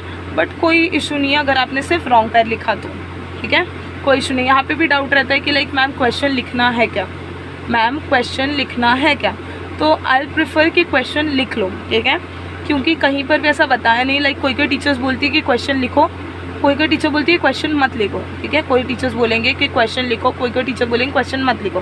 तो मैं प्रेफर करती हूँ कि आप क्वेश्चन लिख लो, ठीक है, क्योंकि सिर्फ रॉन्ग पेयर के लिए 1 मार्क्स मिलना लाइक मेरे को थोड़ा प्रॉब्लम, मेरे को ऐसा लग रहा है कि सिर्फ आप रॉन्ग पेयर लिखोगे तो आपको 1 मार्क्स मिल जाए, मेरे को इससे थोड़ा प्रॉब्लम है, ठीक है। लेकिन टीचर्स बोलती है कुछ कि सिर्फ क्वेश्चन लिखने से आंसर मिल जाएगा। इवन डाइजेस्ट जो है, तो मैं क्या प्रीफर करती हूँ कि लिख लो क्वेश्चन, ठीक है, बिकॉज कुछ ज़्यादा लंबा क्वेश्चन नहीं होता है। तो आप अगर क्वेश्चन लिख के सॉल्व करोगे तो आपका ऑफकोर्स इतना क्वेश्चन इतने में पेज में आपका 3 क्वेश्चन नहीं कंप्लीट होगा, राइट। तो मैं ले रही हूँ नया पेज, ठीक है, मैं भी न्यू पेज ले लेती हूँ। बिकॉज कुछ स्टूडेंट्स क्या करते हैं, लाइक उनको देख लेते वीडियो फटफट और वो लोग बोलते हैं मैम ने नए पेज से नहीं स्टार्ट किया तो हम लोग भी नहीं करेंगे, ठीक है। तो ऐसा नहीं करना है। तो ये मेरा फिर से यहाँ पे मैं लिख लूँगी क्वेश्चन नंबर 1 बी पार्ट, ठीक है। बी पार्ट का क्या है मेरा बी, आइडेंटिफाई, मैं प्रॉपर शो करती हूँ, identify the wrong pair, identify the wrong pair. मैं सिर्फ फर्स्ट का रॉन्ग पेयर बता दूँगी, ठीक है, बाकी आपको वैसा ही प्रॉपर ऑर्डर में लिखना है। मैं बता दूँ कि अगर क्वेश्चन लिखोगे तो कैसा आंसर लिखना है और अगर क्वेश्चन नहीं लिखोगे तो कैसा आंसर लिखना है, ठीक है। तो यहाँ पे देखो मैं पहले क्वेश्चंस के आंसर्स बता देती हूँ। Who were the Shudras, of course subaltern history है, स्त्री पुरुष तुलना, फेमिनिस्ट हिस्ट्री है, the Indian war of independence 1857, ये मार्क्सिस्ट हिस्ट्री नहीं है, ये है नेशनलिस्टिक हिस्ट्री, ठीक है। Indian war of independence nationalistic history है, बट यहाँ पे आपको लाइक करेक्ट ऑप्शन लिखने के लिए कोई पूछा नहीं, बट मैंने बस एज अ नॉर्मली बता दिया, ठीक है। तो कोई टेंशन नहीं है राइट आंसर लिखने की। Grand of colonial history right है, ठीक है। दर्पण बाल शास्त्री जंभेकर राइट है। प्रभाकर रॉन्ग है, प्रभाकर स्टार्ट किया था भाऊ महाजन ने, ठीक है। किसने स्टार्ट किया था, भाऊ महाजन। प्रभाकर वो स्टार्टेड बाय भाऊ महाजन। दीनबंधु वो started by Krishnarao Bhalekar, correct. Kesari बाल गंगाधर तिलक, ठीक है। तो सब करेक्ट है, प्रभाकर रॉन्ग है, ठीक है। यहाँ पे आपको अगर करेक्ट वंस लिखना है तो लिखो, नहीं लिखना है तो कोई इशू नहीं। मैं बोल रही हूँ कि अगर लिखना आता है लिख लो, टीचर को लाइक एक आएगा दिमाग में कि हाँ ये स्टूडेंट को आता है, ठीक है, ये स्टूडेंट को आता है। तो टीचर के दिमाग में स्टूडेंट को आता है, अगर टीचर के दिमाग में घुस गया ना तो टीचर बैठ के जो बड़े बड़े आंसर्स है ना पूरा रीड करते नहीं बैठने वाली, ठीक है। पूरा टीचर रीड करते नहीं बैठेगी, टीचर लाइक एक ओवरव्यू ले लेगी कि हाँ बच्चे ने इंपॉर्टेंट पॉइंट्स कवर किए, ठीक है। तो फ़ायदा होता है। अगर आ रहा है तो लिखो, नहीं आ रहा है तो कोई मत लिखो। लाइक आपको लग रहा है कि कुछ और है, अब मेरे को अभी सपोज़ ये मार्क्सिस्ट हिस्ट्री मेरे को पता है कि रॉन्ग है, ठीक है। मार्क्सिस्ट हिस्ट्री सपोज मेरे को पता है कि रॉन्ग है, ठीक है, और मेरे को इसका राइट आंसर लग रहा है कि कॉलोनियल हिस्ट्री, लेकिन मेरे को चांसेस लग रहा है कि नहीं पता कि कॉलोनियल है कि नहीं, मत लिखो। जब तक कंफर्मेशन नहीं है कि नेशनलिस्टिक है मत लिखो, कंफर्मेशन होगा तो लिखो, क्योंकि आपको यहाँ पे ज़रूरत नहीं है लिखने की, ठीक है। तो यहाँ पे मैं लिख के बताती हूँ। हु वेर द शूद्रस, मैं छोटा पार्ट लेती हूँ, फर्स्ट वाला ही ले लेते हैं, ठीक है। हु वेर द शूद्रस, तो ये फर्स्ट क्वेश्चन है, राइट, ये फर्स्ट क्वेश्चन है। तो यहाँ पे मैं लूँगी, यहाँ पे लिखूँगी हु वेर। मैं फिर से बता रही हूँ कि अगर ये क्वेश्चन नहीं लिखोगे तो भी चलेगा, ठीक है, ये क्वेश्चन नहीं लिखोगे तो भी चलेगा, बट मैं नॉर्मली प्रेफर करती हूँ कि लिख लेना चाहिए। बिकॉज पहले क्या होता था, पहले आपको राइट पेयर भी लिखना होता था, तब आप क्वेश्चन नहीं लिखोगे तो चलता था, बट अभी मेरे को डाउट है, ठीक है। स्त्री पुरुष तुलना, फेमिनिस्ट हिस्ट्री, स्त्री पुरुष तुलना, फेमिनिस्ट हिस्ट्री, ठीक है, फेमिनिस्ट हिस्ट्री, ठीक है। और हैंड राइटिंग ट्राई करो नीट से नीट रखने को। Next, the Indian war of independence, the Indian war of independence, ठीक है, इंडियन वॉर ऑफ इंडिपेंडेंस। ये इसमें ऑप्शन था मार्क्सिस्ट हिस्ट्री, क्या था, मार्क्सिस्ट हिस्ट्री, ठीक है। आई होप दिख रहा है ये, ठीक है, मार्क्सिस्ट हिस्ट्री, ठीक है। नेक्स्ट, अच्छा यहाँ पे देखो मैंने एक मिस्टेक कर दिया, ये जो नंबर्स है वो देखो ऐसा आई के फॉर्म में फर्स्ट सेकेंड थर्ड फोर्थ ऐसा दिया और मैंने ऐसा लिख लिया, तो इसको आपको करेक्ट करना पड़ेगा।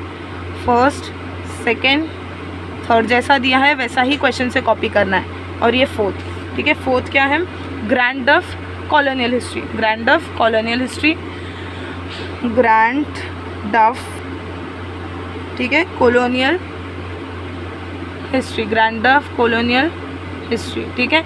अब इतना लिखने के बाद मैं लिखूंगी रॉन्ग पेयर, मैं क्या लिखूंगी, रॉन्ग पेयर। रॉन्ग पेयर क्या है मेरा रॉन्ग पेयर है Indian war of independence, Marxist history, ठीक है, इंडियन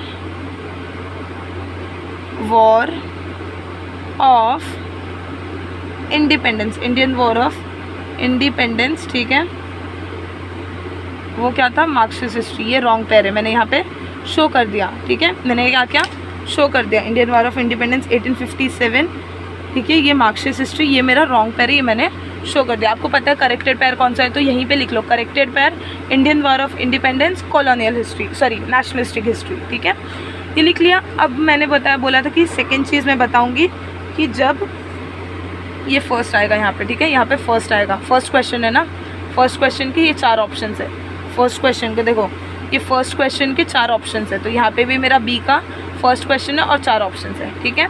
अब मैं बी के सेकेंड क्वेश्चन की तरफ आती हूँ। सेकेंड क्वेश्चन चाहिए तो एक लाइन छोड़ देती हूँ। यहाँ पे मेरा रॉन्ग पेयर क्या है, प्रभाकर है, ठीक है। अगर आपको क्वेश्चन नहीं लिखना है तो आप ऐसा लिखोगे, wrong pair, wrong pair, wrong pair क्या है मेरा, सेकंड, ठीक है। कौन सा वाला सेकंड, देखो कैसा शो किया है, सेकंड प्रभाकर, प्रभाकर, ठीक है। प्रभाकर क्या है, प्रभाकर है आचार्य पी के अटरे, ये रॉन्ग पेयर है। तो प्रभाकर आचार्य, आचार्य पी के अटरे, सपोज आपको राइट पैर पता है तो यहाँ पे मैं लिखूँगी करेक्टेड पैर, राइट पैर मत लिखो, करेक्टेड पैर लिखो, ज़्यादा बेटर लगता है साउंड करने में, ठीक है, ठीक है। करेक्टेड पैर, करेक्टेड पैर में मैं लिखूँगी प्रभाकर, बट आपको पूछा नहीं है करेक्टेड पैर, ठीक है, बट अगर आपको आ रहा है तो लिख लो। तो प्रभाकर का क्या है राइट पैर, भाऊ महाजन, क्या है, भाऊ महाजन, भाऊ महाजन, ठीक है, ठीक है। अब नेक्स्ट, इतना करने के बाद मैंने बोला है पेपर प्रेजेंटेशन। टीचर को जितना नीट दिखेगा पेपर में, टीचर उतना खुश होगी, ठीक है। तो सिंपली एक क्वेश्चन कंप्लीट हुआ ना, तो एक सिंपल सा एक जस्ट एक लाइन ड्रॉ कर लो, ठीक है। एक क्या करो, एक लाइन ड्रॉ कर लो सिंपली, पेंसिल और स्केल को हैंडी रखो और लाइंस ड्रॉ करते जाओ। और यहाँ पे मेरा क्वेश्चन कंप्लीट हुआ ना, थर्ड लिखना है, बट मैं नहीं लिख रही, आपको लिखना है ऑफकोर्स, ठीक है, क्योंकि मैं पूरा पेपर लिखते जाऊँगी तो पॉसिबिलिटी नहीं होती, ठीक है। तो मैंने जस्ट एज अ इंडिकेशन की क्वेश्चन खत्म हो गया, 2 लाइंस ड्रॉ किए और हर एक क्वेश्चन में ऊपर एक एक लाइंस ड्रॉ किए। इससे क्या दिखता है, पेपर थोड़ा सा नीट हो जाता है, ठीक है। और मैं बोलूँ ना, नॉर्मली यहाँ पे मैं ब्लैक पेन लिख रही हूँ, आप ब्लू पेन प्रीफर करो। क्या प्रीफर करोगे, blue pen, because black pen से ना कहीं हैंडराइटिंग पे थोड़ा सा असर पड़ता है, और हैंडराइटिंग जो ब्लू पेन में दिखता है ना, वो हैंडराइटिंग ब्लैक पेन में नहीं दिख पाता है, ठीक है। तो ब्लू पेन प्रीफर करो, बट जो ब्लैक में लिख रहा है वो सीधा स्विच मत कर दो, चलेगा ब्लैक पेन, ठीक है, क्योंकि आप लोग की आदत हो गई है। बट जो ब्लू से ब्लैक में स्विच करने वाला है वो लोग ना करें, ठीक है। जो पेन यूज़ करते आ रहे हो वही पेन यूज़ करो, ठीक है। तो यहाँ पे मेरा क्वेश्चन नंबर 1 ए कंप्लीट हो गया, बी कंप्लीट हो गया। अब देखो बी के बाद मेरे को यहाँ पे गैप बचा कितने लाइंस का, 1 2 3 4 5 6 7 8 9 10 11 12 लाइंस का गैप। फिर भी मैं नया पेज यूज़ करूँगी, किस लिए, नए क्वेश्चन के लिए, एज एक्सपेक्टेड, ठीक है। तो नया क्वेश्चन क्या है, देखो, complete the following concept chart या मैप, एनी 2, 3 दिया हुआ है, कोई 2 करना है, ठीक है। तो ये वाला चार्ट आपको पेन से ड्रॉ करना है, किससे ड्रॉ करना है, पेन से, पेंसिल यूज़ नहीं करना है, ऑफकोर्स पेन से ड्रॉ करना है। और ये वाला चार्ट कौन सा चैप्टर में मैं बता देती हूँ, पेज नंबर 17, ठीक है, पेज नंबर 17, मैं टेक्स्ट बुक भी शो करती हूँ, पेज नंबर 17, ठीक है। तो page number 17 as it is visible, देखो यहाँ पे आपका है नेचुरल हेरिटेज और कल्चरल हेरिटेज, तो मैं थोड़ा ऐसा शो कर लेती हूँ, ठीक है। तो यहाँ पे देखो कल्चरल हेरिटेज में टैंजिबल हेरिटेज है और इंटैंजिबल हेरिटेज है। कौन सा है, टैंजिबल हेरिटेज और इंटैंजिबल हेरिटेज। टैंजिबल हेरिटेज में है artifacts, manuscripts, building, sculpture, paintings, ठीक है। इतने सारे ऑप्शंस है, आपको कोई 2 सिलेक्ट करके यहाँ पे टैंजिबल में लिखना है। मैं यहाँ पे बाजू में लिख लेती हूँ, चाहिए तो 2-3, आर्टिफैक्ट्स, आर्टिफैक्ट्स, ठीक है।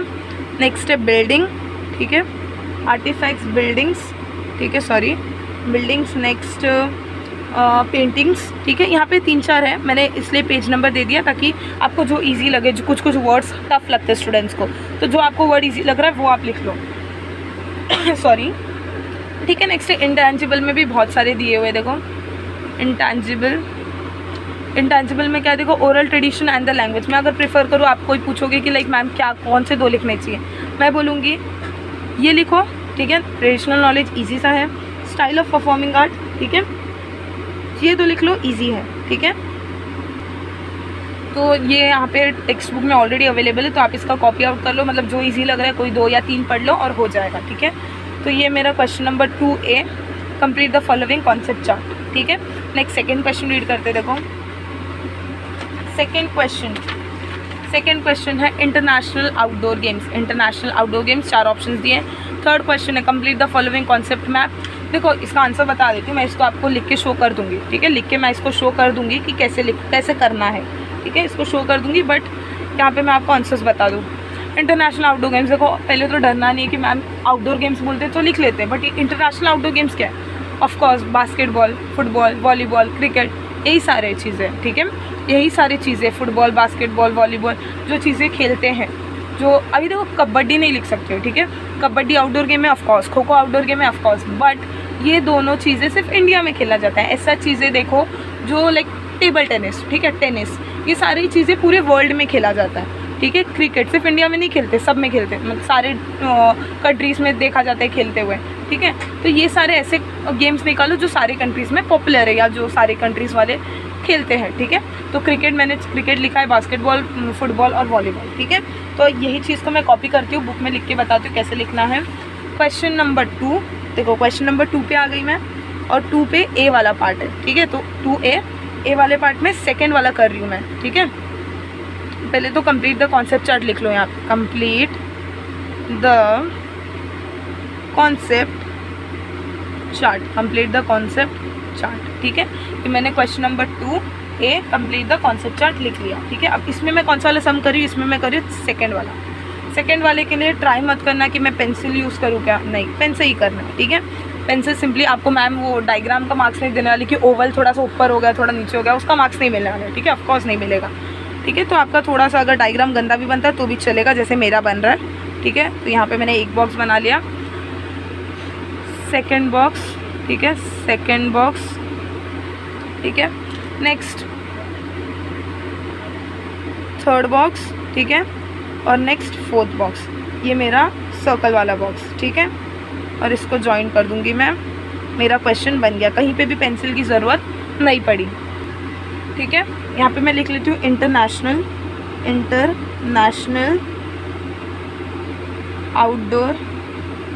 आउटडोर गेम्स, ठीक है, इंटरनेशनल आउटडोर गेम्स, ठीक है। आंसर्स लिख लेती हूँ, फुटबॉल,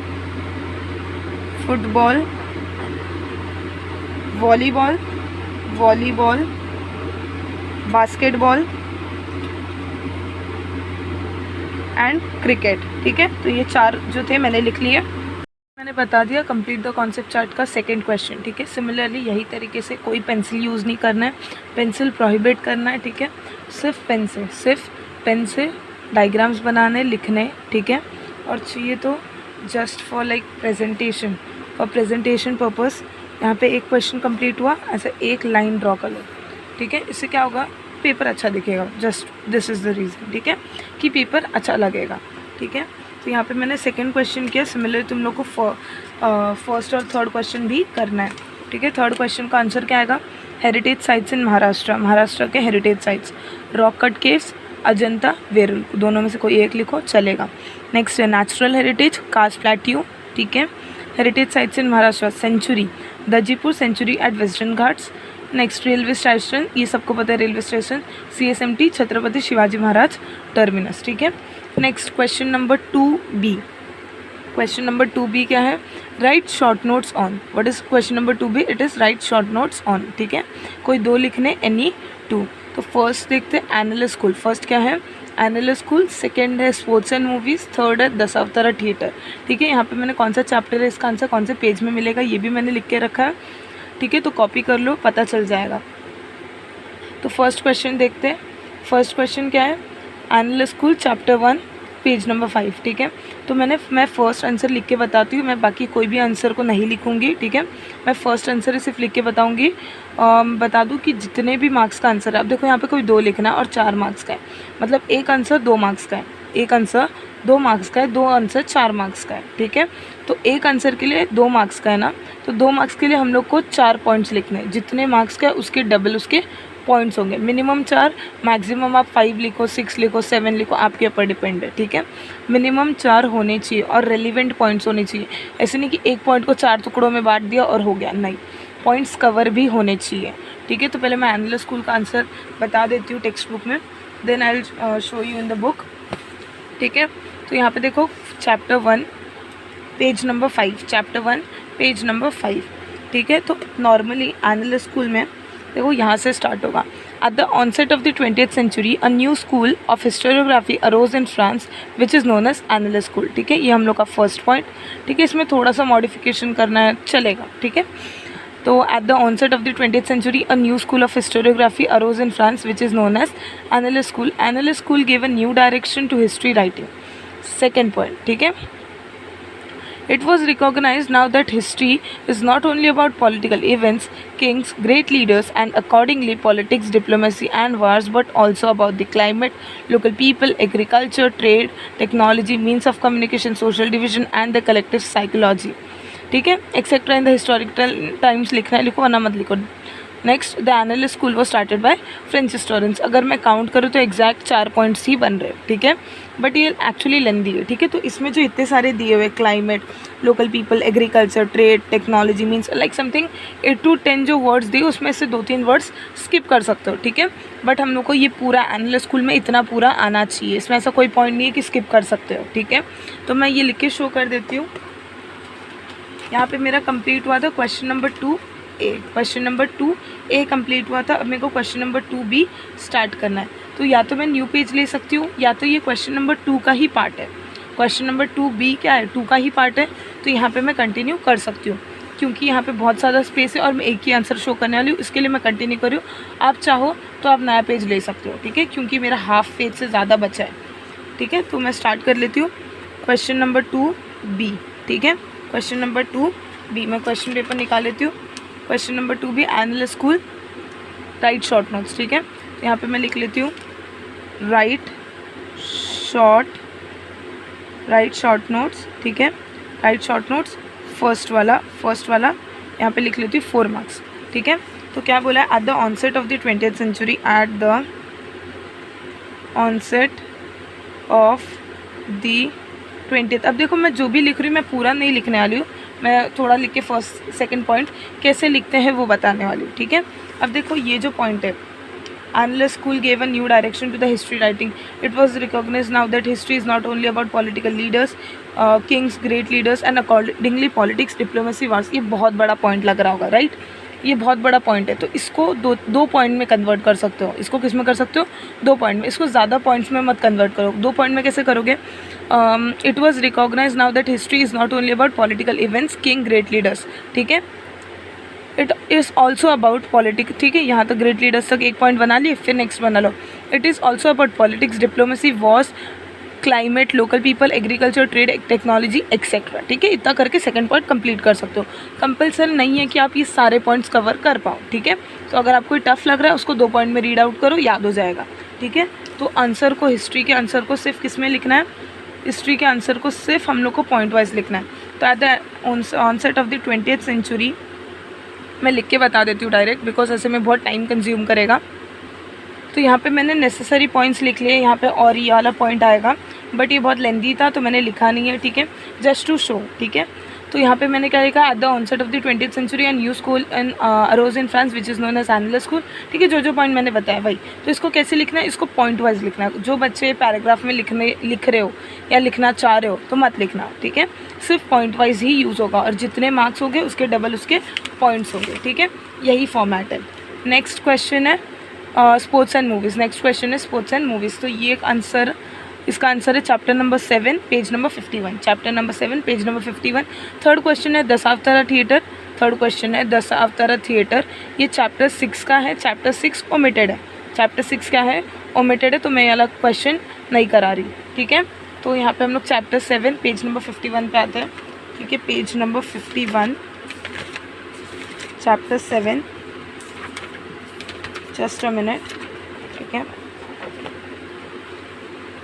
पेज नंबर, तो पेज नंबर 51 में क्वेश्चन दिया हुआ है स्पोर्ट्स एंड मूवीज़. इसका आंसर पेज नंबर 50 पे देखो, यहाँ पे sports, literature and movies on sport. ठीक है, तो यहाँ से स्टार्ट होता है. Recently, some movies on sports and biographies of players have been released in various languages. For instance, the films Mary Kom, Dangal. Mary Kom is the first female boxer to participate in the Olympics and to win a bronze medal. Dangal is based on a life story of Fogat's sister, who were the first Indian female wrestler to win gold medals at various international competition. ठीक है, next ये लिख सकते हो, the process of making a movie requires deep study of the particular period of the movie story. ठीक है, यहाँ तक लिख सकते हो. Language, dressing style, social, etcetera. यहाँ से यहाँ तक लिख सकते हो. अब इसमें जो पसंद आ रहे 4-5 पॉइंट्स निकलो. देखो ये जो क्वेश्चंस है ना, ये इजी होता है. ठीक है, राइट शॉर्ट नोट्स. तो यहाँ पे सिर्फ 4 बोला है तो 4 मत लिखो, 6 पॉइंट्स लिखो, बेटर चांसेस होते हैं मार्क्स मिलने के. ठीक है, सपोज 1 पॉइंट रेलिवेंट नहीं निकला आपका, तो आपको बाकी पॉइंट्स में मार्क्स मिल जाते हैं। अगर ये ऐसे में आंसर सूटेबल नहीं कर रहे तो मैं डाइजेस्ट का भी एक आंसर शो कर देती हूँ ताकि आपको फ्री मतलब आराम से आप पढ़ सको। ये डाइजेस्ट है हिस्ट्री का, ठीक है। स्पोर्ट्स एंड मूवीज़, ये वाले आंसर का मैंने जो बताया, या तो वो पैराग्राफ लिख सकते हो, यहाँ पे देखो वही पैराग्राफ को लाइक प्रॉपर सेंटेंसेस क्रिएट करके दिया है, ठीक है। तो देखो, the presence of sport was limited to a scene in the movies made earlier. In recent times, biographical movies are made on sports person and on sports. Movies like Lagan, Dangal are made related to cricket and wrestling respectively. ठीक है, next points. Biographical movies are made on Mary Kom and Fogart. Sister movies are made on careers of famous sprinter Mika Singh, Bharat Ratna Sachin Tendulkar and cricketer Mahendra Singh Dhoni.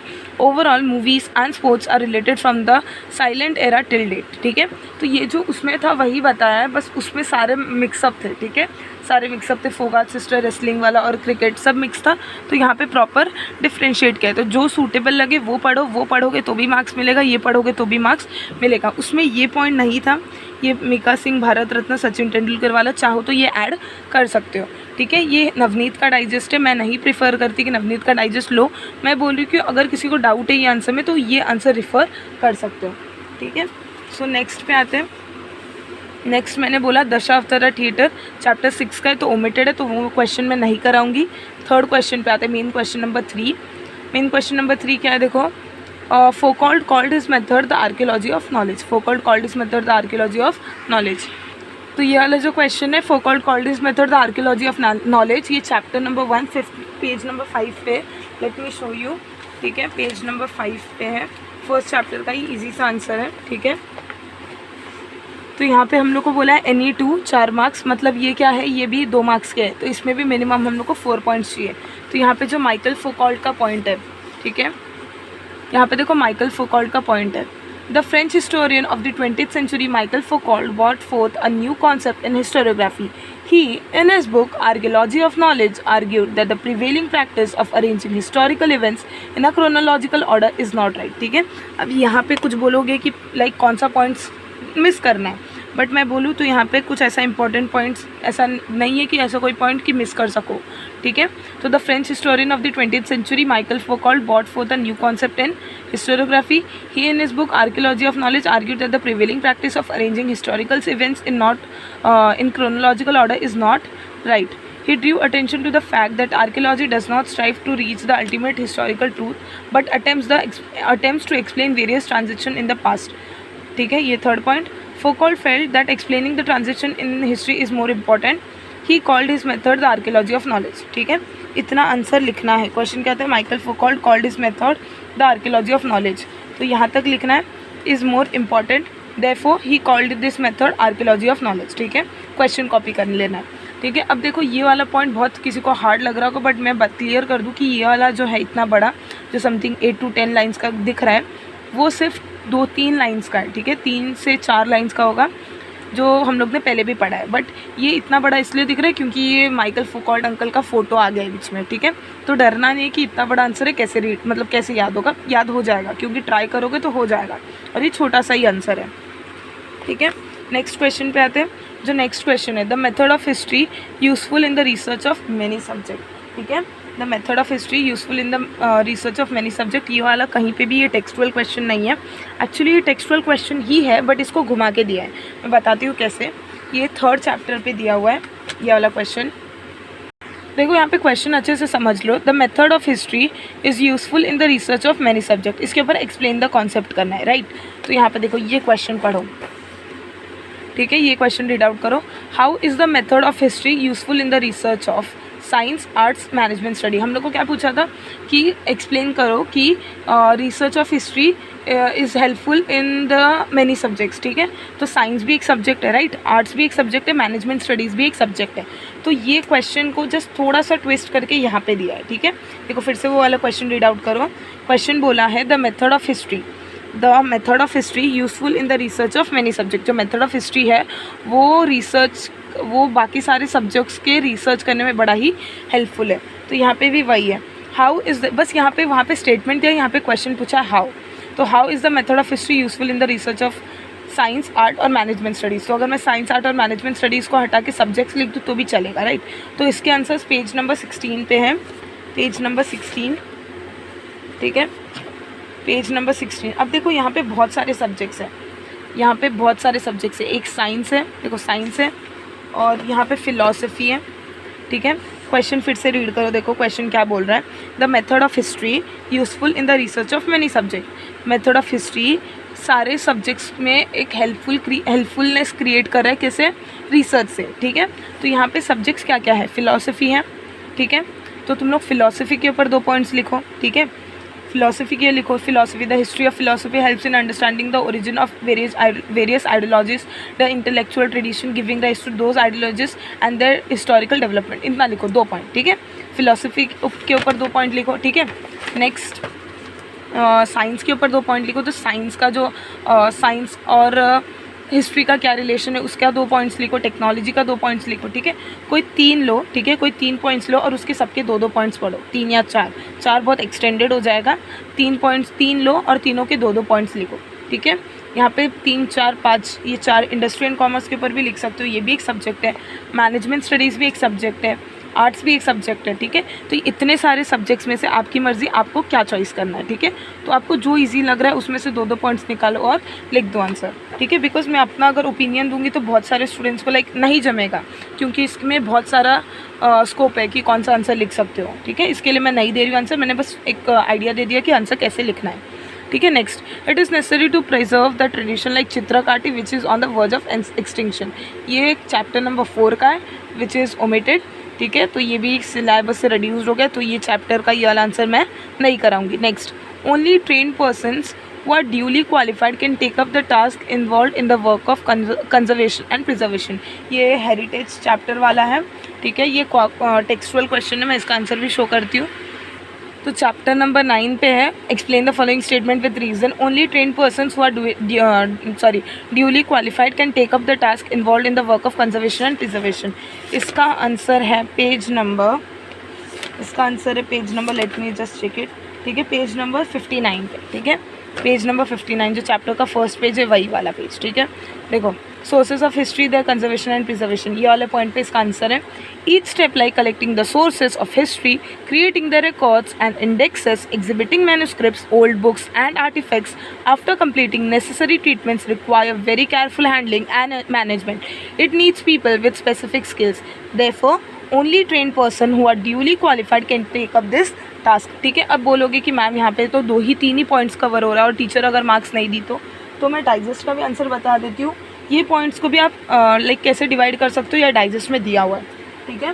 तो मैं digest का answer बता देती हूँ। देखो digest, ये points भी लिख सकते हो, चलेगा। While conducting historical research, one has to do different tasks carefully like collecting sources, preserving, exhibiting, etc. The skill required for every task is different. The procedure followed for every task is different, as well as the preliminary preparation, ठीक है। So it is essential to know about precaution to be taken. Hence, only trained person who are duly qualified can take up the task involved in the work of conservation and preservation, ठीक है। अब पहले तो यहाँ पे जो use किया है, अगर यहाँ पे अगर ये वाला सेंटेंस आप अगर ये डाइजेस्ट का आंसर रेफ़र करने वाले हो ना, तो इसमें से लिखो, ये लिखो और साथ ही साथ ये लिखो, ठीक है। इसमें कौन से स्टेप्स होते हैं। Each steps like collecting the sources of history, creating the records, क्योंकि ये जो टेक्सचुअल वाला पॉइंट है ना, ये होना इंपॉर्टेंट है, ठीक है। ये पॉइंट होना इंपॉर्टेंट है जो डाइजेस्ट में नहीं दिया है, ठीक है। तो ये पॉइंट आप लोग लिखो और साथ में 1-2 पॉइंट एक्स्ट्रा चाहिए तो उसमें से रेफ़र कर लो, ठीक है, सिंपली।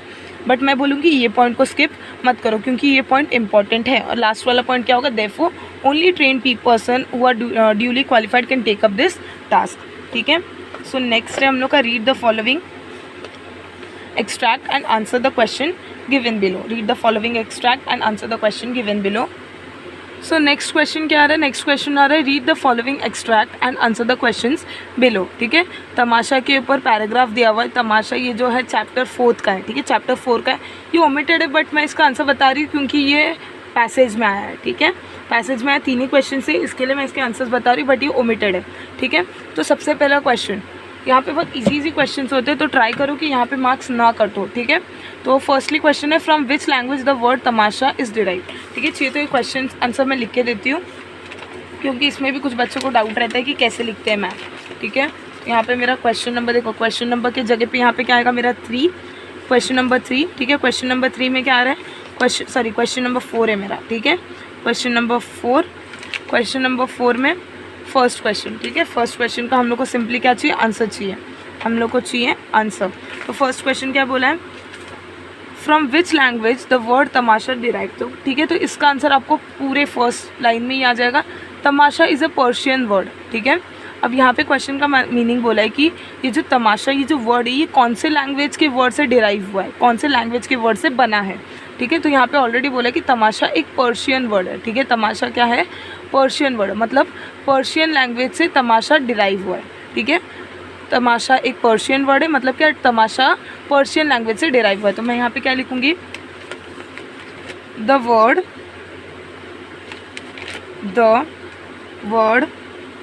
Tamasha is derived. ठीक है, the word tamasha is derived from a Persian language, from Persian, a मत लिखो चलेगा, फ्रॉम पर्शियन लैंग्वेज। ठीक है, इतना लिख के छोड़ सकते हो, मैं आगे लिख के बता रही हूँ, विच मीन्स प्लीजिंग साइट। ये एक्स्ट्रा था, नहीं लिखना, चलोगे। ठीक है, तुम लोग के ऊपर डिपेंड करते हैं, तो मैंने बस एक्स्ट्रा लिख दिया। ठीक है, ये फर्स्ट क्वेश्चन का आंसर है। Next, what are the 2 types of traditional tamasha. ठीक है, अब देखो इसके आंसर्स के मार्क्स ना 1-1 है। ठीक है, तो इसको एक ही सेंटेंस का लिखोगे चलेगा। पहले 2 टाइप्स ऑफ ट्रेडिशनल तमाशा देख लो, एक है संगीत बारी और दूसरा है ढोलक कीचा फाड़। ठीक है, सॉरी, संगीत भारी और एक ढोल कीचा फाड़ समथिंग है। ठीक है, तो ये दोनों है ट्रेडिशनल तमाशा। तो मैं लिखूँगी द 2, ठीक है, द टू टाइप्स ऑफ तमाशा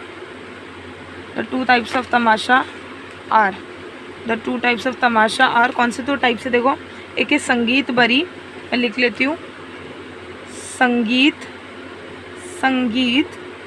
बरी। ठीक है, और एंड संगीत बरी, और दूसरा क्या है, ढोलक कीचा फाड़ एंड ढोलक। ठीक है, ढोलक कीचा फाड़। ये मेरा सेकेंड क्वेश्चन कंप्लीट हुआ। थर्ड क्वेश्चन देखो, थर्ड क्वेश्चन क्या बोला, थर्ड क्वेश्चन बोला explain the modern representation form of tamasha. कि अब ये जो पूरा यूज़ किया ना, पूरा मॉडर्न प्रेजेंटेशन ही है, तो हम लोग को इसमें जो दिया है वो शॉर्टली लिखने का है। ठीक है, इसमें जो दिया है वो शॉर्टली लिखने का है। तो क्या लिखोगे इसमें, देखो, तो एक बार मैं एक्सट्रैक्ट पढ़ लेती हूँ आप लोग के लिए पूरा, ताकि आपको आइडिया हो जाए। ठीक है, तो tamasha is a Persian word, it means a pleasing site.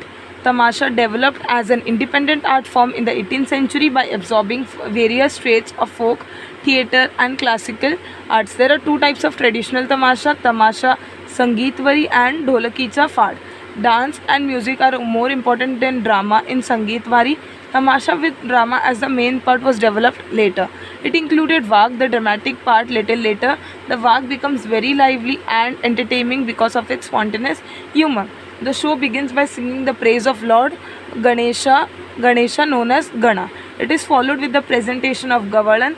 The second part of Tamasha presents the Vag. The popular plays like Vicha Mazi Puri Kara और Gadhvache Lagna are examples of the modern form of tamasha. ठीक है, तो यहाँ पे सब बताया है. ठीक है, ट्रेडिशनल तमाशा के बारे में और मॉडर्न तमाशा के बारे में. ठीक है, तो हम लोग को आंसर में क्या लिखने का है. ठीक है, हम लोग को आंसर में लिखना है कि ट्रेडिशनल तमाशा में क्या होता था. ठीक है, तो ट्रेडिशनल हम लोग ऐसा लिख सकते हैं. देखो, tamasha is a mix of 2 traditional style which are Sangeet Bari and other is Dholki Chaphat. In Sangeet Bari music and dance are more important, where is in Dholki Chaphat important has lot more drama. ठीक है, the show begins with the singing of the praise of the lord. ठीक है, इतना लिखना है. फिर हम लोग को ये लास्ट वाला लाइन भी लिख लेना है, बिकॉज ये बता भी रहा है. The popular plays like Vichha Maji Puri Kara और गढ़वाद से Lagna are examples of the modern form of tamasha. ठीक है, इतना लिख के 2 मार्क्स का आंसर है, लिख के ख़त्म करो, चलेगा. या तो ये भी लिख सकते हो कि ये वाग क्या करता है. ये सब लिखोगे तो बहुत लंबा हो जाएगा. एक्सट्रैक्ट चलेगा, अगर लिखना चाहते हो तो चलेगा. ठीक है, बिल्कुल इशू नहीं है. टाइम होगा तो लिख लो, चलेगा. ठीक है, और ऊपर का अगर थोड़ा सा शॉर्ट करना चाहते हो संगीतवारी और ढोलके सफर तो भी चलेगा। ये पूरा ऑप्शनल आंसर है, लाइक तुम लोग पे डिपेंड करता है कि तुम लोग को आंसर कैसे प्रेजेंट करना है, ठीक है। Next question number 5। तो यहाँ पे देखो, answer the following questions in detail है। ये डिटेल वाला है, मतलब ये 2 मार्क्स का नहीं आने वाला है, ये 6 मार्क्स के लिए आता है और इसमें से कोई 2 लिखने होते हैं, ठीक है। कोई 2 लिखना है और कितने मार्क्स के लिए आएगा, और ये 2 मार्क्स के लिए आएगा। तो ये क्वेश्चन थोड़ा लेंदी होना चाहिए इसके आंसर्स, ठीक है। ये इसके आंसर्स अगर 4 पॉइंट्स के लिखोगे तो मार्क्स कटेंगे ऑफकोर्स। तो फर्स्ट क्वेश्चन क्या बोला है, देखो, what is the contribution of Itihasacharya V K. Rajwade to historiography. तो ये ये जो क्वेश्चन है इसका आंसर हम लोग को पेज नंबर 11 मिलेगा, पेज नंबर 11 सेकेंड चैप्टर, ठीक है। यहाँ पे देख सकते हो वी.के. राजवाड़े के ऊपर पूरा एक पैराग्राफ है, वी.के. राजवाड़े के ऊपर एक पूरा पैराग्राफ है। तो ये पैराग्राफ स्टार्ट होता है, Rajwade is well known for his writings in Marathi on varied subject like history, linguistic, etymology, grammar etcetera, ठीक है। मैं बोलूँगी ये पॉइंट स्किप मत करना, बिकॉज हर सब्जेक्ट का कोई भी आंसर अगर डिटेल में लिखना स्टार्ट करो, ठीक है, उसका जब जब मार्क्स बढ़ रहा है ना, तब उसका इंट्रोडक्शन लिखना कंपलसरी हो रहा है, ठीक है। तो यहाँ पे ये इंट्रोडक्शन स्किप मत करना। Next, he was of the firm opinion that we should write our own history, ठीक है। ये भी इंपॉर्टेंट पॉइंट है, ये भी स्किप नहीं करना चाहिए, ठीक है। He compiled and edited 22 volumes of Marathi Itihasachi Sadhane. लिखना है लिखो, मत लिखो चलेगा। पॉइंट्स कम पढ़ रहे लिख लो, पॉइंट्स नहीं कम पढ़ रहे, ज़्यादा पॉइंट्स हो रहे तो मत लिखो चलेगा, ठीक है। Next, he wrote very scholarly prefaces to each of the 22 volumes. अब ये भी लिखना है लिखो, वरना नहीं चलेगा, ठीक है। ये important point. He stated history is all inclusive image of the past society. It does not include only the stories of the political images, conspiracy and wars for seizing power. He insisted that history should be written only using the authentic documentary. अब यहाँ से यहाँ तक कोई भी point skip मत करना। मैंने बोला यहाँ से यहाँ तक लिखना है, ठीक है, यहाँ से यहाँ तक भी लिखना है, और ये पॉइंट जो है इतना अगर स्किप करना है तो कर लो, डिपेंड्स ऑन तुम लोग को कितना याद हो रहा है, ठीक है। Next, the nationalistic historiography helped in the triggering of the independence movement of the Indian people against the British, ठीक है। अब ये यहाँ से विनायक दामोदर सावरकर का चालू हो रहा है, ठीक है। तो हम लोग को यही पैराग्राफ है पूरा वी.के. राजवाड़े के ऊपर, ठीक है। यही पैराग्राफ है किसके ऊपर, वी.के. राजवाड़े के ऊपर। तो हम लोग को ट्राई करना है कि हम लोग सारे पॉइंट्स कंप्लीट करें। अब देखो यहाँ पे भी एक पॉइंट है, ये भी कवर करो, ये अच्छा है, ये पॉइंट को स्किप मत करो, ठीक है। Human history is defined by time and space. Describing any event necessitates that the final portrayal should be spread on the complete canvas of the given time and place. Only if the balanced combination of the 3 factors, time, space and personalities is present, then only an event does qualify to be called so. अब ये point थोड़ा सा twisted है, but ये point important है, ठीक है। तो मैं क्या बोल रही हूँ कि देखो, ये यहाँ से यहाँ तक लिखना है, यहाँ से यहाँ तक लिखना है, ये पॉइंट्स हो गए, फिर ये पूरा लिखने का है, ठीक है। यहाँ पे कैसे स्टार्ट करोगे, ही स्टेटेड दैट, ठीक है, ऐसा स्टार्ट करोगे। ही stated that human history is defined by time and space, फिर कंटिन्यू, ठीक है। इतना लिखने के बाद फिर भी कुछ लिखने का मन कर रहा है तो ये जो पॉइंट स्किप किया वो लिखो, नहीं लिखोगे तो भी चलेगा। इतना 6 मार्क्स के लिए सफिशिएंट होता है, ठीक है, सॉरी 3 मार्क्स के लिए। नेक्स्ट क्वेश्चन देखते हैं, which task are important in archives management. ये 9th चैप्टर का क्वेश्चन है, ठीक है। Which task are important for the archives management, ठीक है। इसका आंसर हम लोग को पेज नंबर 62 पे मिल जाएगा।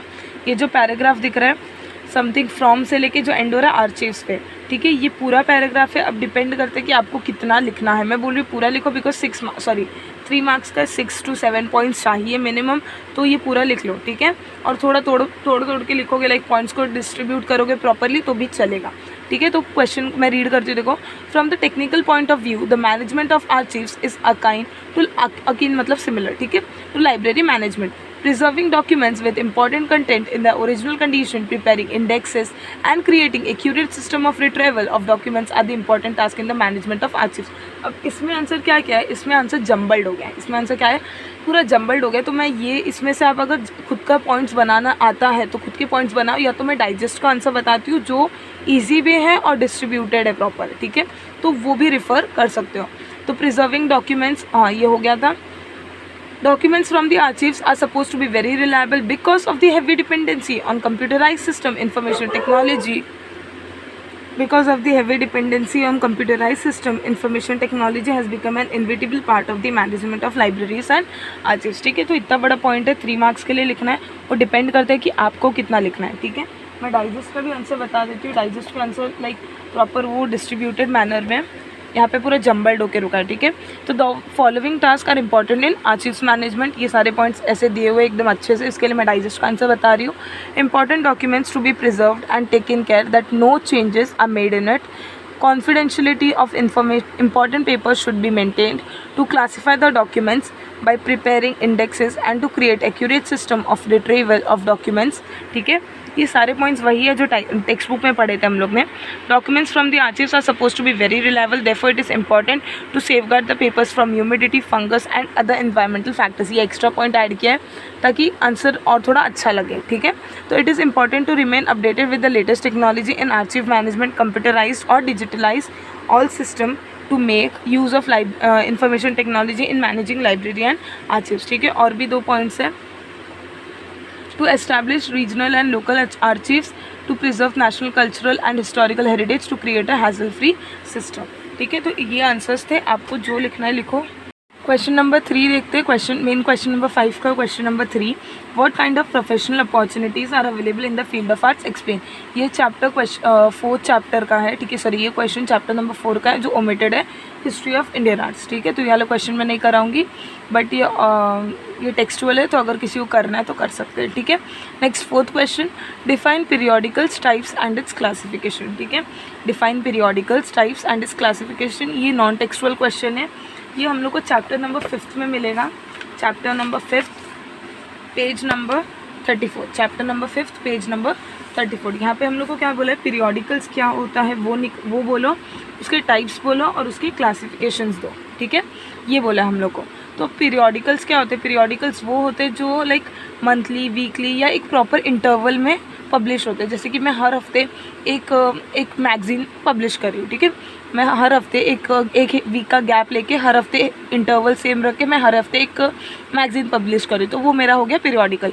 वही मैं अगर इंटरवल चेंज कर दूँ तो भी वो पीरियोडिकल ही होगा, ठीक है। तो यहाँ पे पीरियोडिकल का ऐसा प्रॉपर मीनिंग नहीं दिया, बट देखो ये क्या दिया है, magazines and journals are periodical publication, ठीक है। तो बोला कि मैगजीन्स और जर्नल्स ये पीरियोडिकल पब्लिकेशंस है। This category includes publication which are weekly, biweekly, monthly, bimonthly, quarterly, 6 monthly, annual, ठीक है। मीनिंग समझाने की ज़रूरत नहीं है कि ये सारे पब्लिकेशंस कैसे होते हैं, वीकली होते हैं, बाई वीकली होते हैं मतलब 2 हफ्ते में एक बार, मंथली होते हैं, बाई मंथली होते हैं 1.5 महीने में एक बार, क्वार्टरली होते हैं 6 मंथली होते 6 महीने में एक बार, एनुअल मतलब 1 साल में एक बार। There may be some chronicles which are published at no fix time, ठीक है। यहाँ ये सब है इसके बारे में। नेक्स्ट है, Bal Shastri Jambhekar started the first monthly magazine in Marathi. ये मैगजीन जो है यही इसी को बोलते हैं हम लोग पीरियोडिकल्स, ठीक है। तो ये पॉइंट भी आएगा उसमें। तो it was named Digdarshan among the periodicals. Pragati now a defunct journal was started in 1929 and edited by Tryambak Shankar Shejwalkar. He wrote regularly in this historiographical journal, ठीक है। तो ये सब दिया इसके बारे में। और एक पॉइंट भी दिया यहाँ पे देखो, हिस्टोरिकल जर्नल यहाँ से कंटिन्यू होकर ये ऊपर आया है। क्या बोला, of Maharashtra history and social movements. Currently there are many periodicals devoted to Indian history, Marathi journal such as Bharatiya Itihas आणि संस्कृति एंड मराठावाड़ा इतिहास परिषद पत्रिका में बी साइटेड एज एग्जाम्पल्स, ठीक है। नेक्स्ट ये भी है इलेक्ट्रॉनिक और डिजिटल जर्नलिज्म। लेकिन मैं बोलूँ ना तो इसमें कोई भी जर्नल का जो क्वेश्चन बेस्ड है उसके हिसाब से कोई भी आंसर प्रॉपर फॉर्म में नहीं है। तो मैं डाइजेस्ट बता रही हूँ, डाइजेस्ट में मैंने आंसर निकाल के रखा है, ठीक है। तो डाइजेस्ट का आंसर देखोगे तो लाइक आइडिया आएगा कि कैसे लिखते हैं आंसर, ठीक है। 2 मिनट में डाइजेस्ट का आंसर बताती हूँ, ठीक है। यहाँ पे भी सेम बोला है, right information on periodicals based on its type, ठीक है। तो क्लासिफिकेशन वगैरह टाइप्स इसमें सब प्रॉपर है।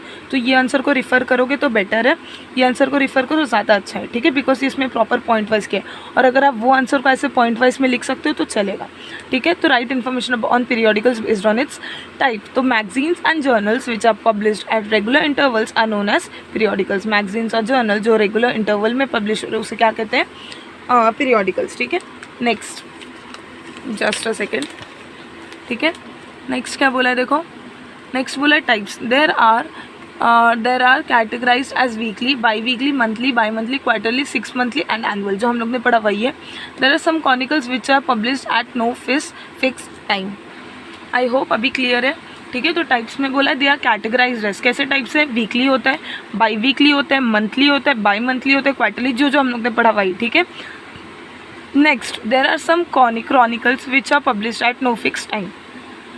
फिर क्लासिफिकेशन में ये सब आएगा, देखो periodicals can be classified as popular and scholarly, ये पॉइंट मिसिंग है, ये पॉइंट लिखो, प्रॉपर आंसर आएगा पॉइंट वाइज।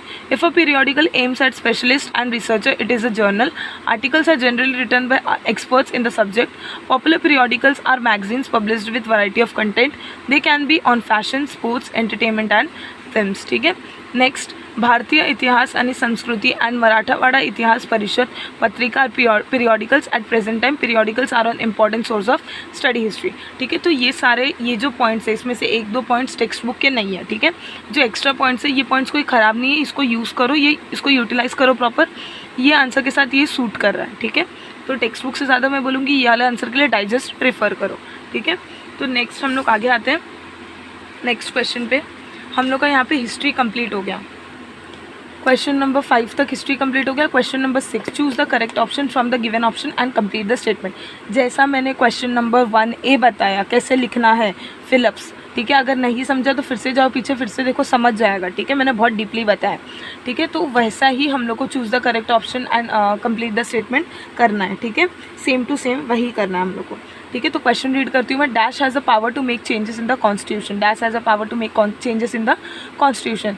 तो parliament, local self governing institution, legislative assembly, cooperative institution. चारों ऑप्शन में से राइट ऑप्शन है पार्लियामेंट, ठीक है।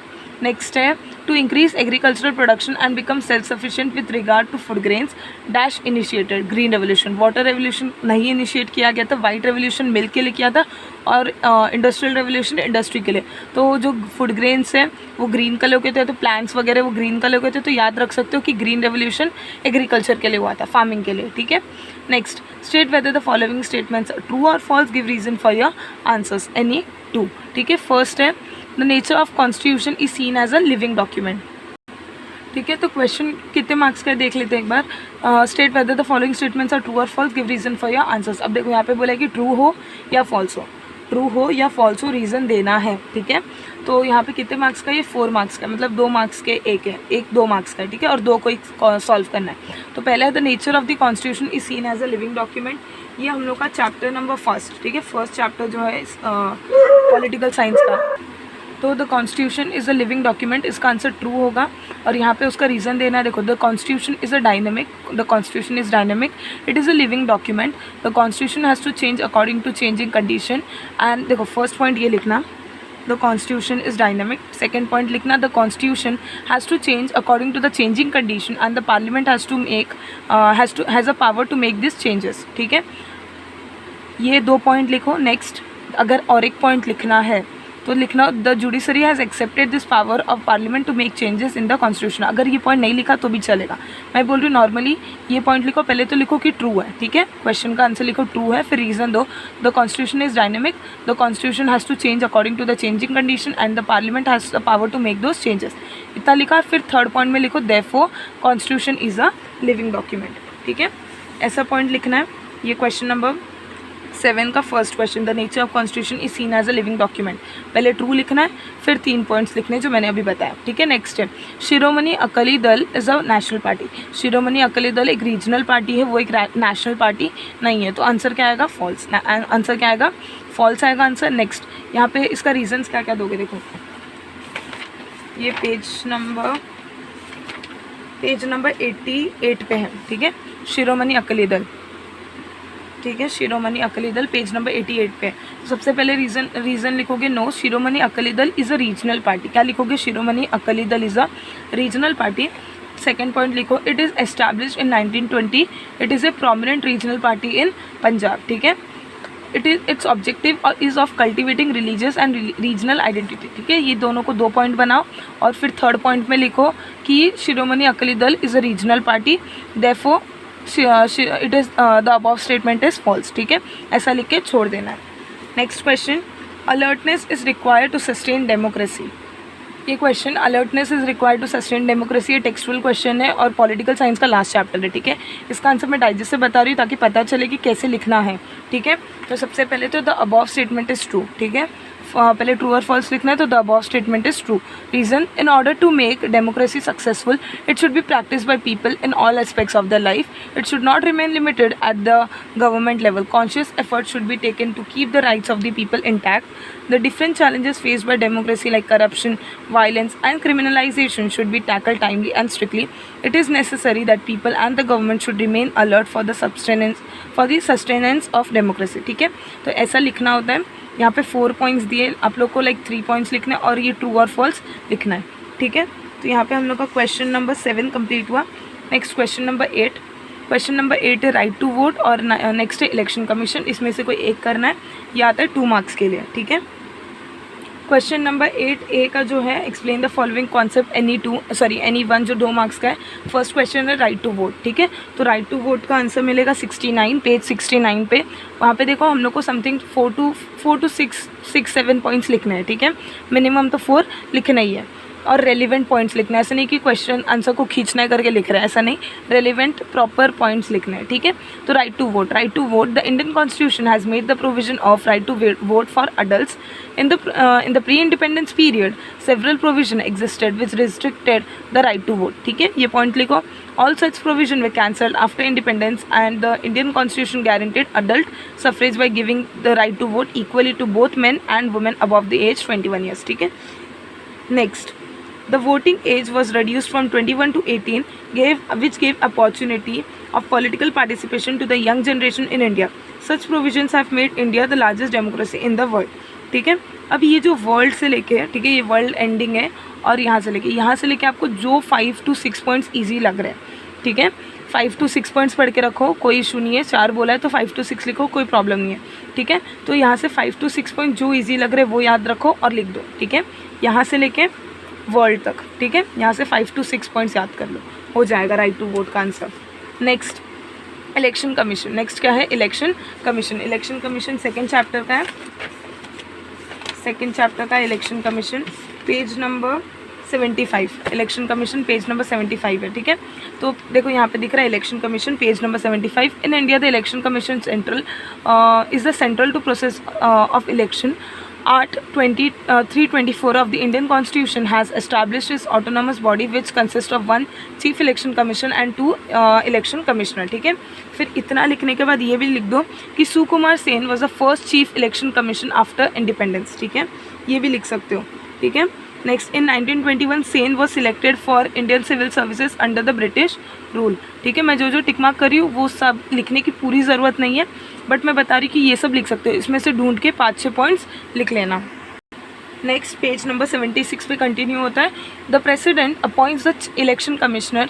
The chief election commissioner can not be remove from his post easily और on account of any political reason. This is necessary so as to preserve the independence of election commission.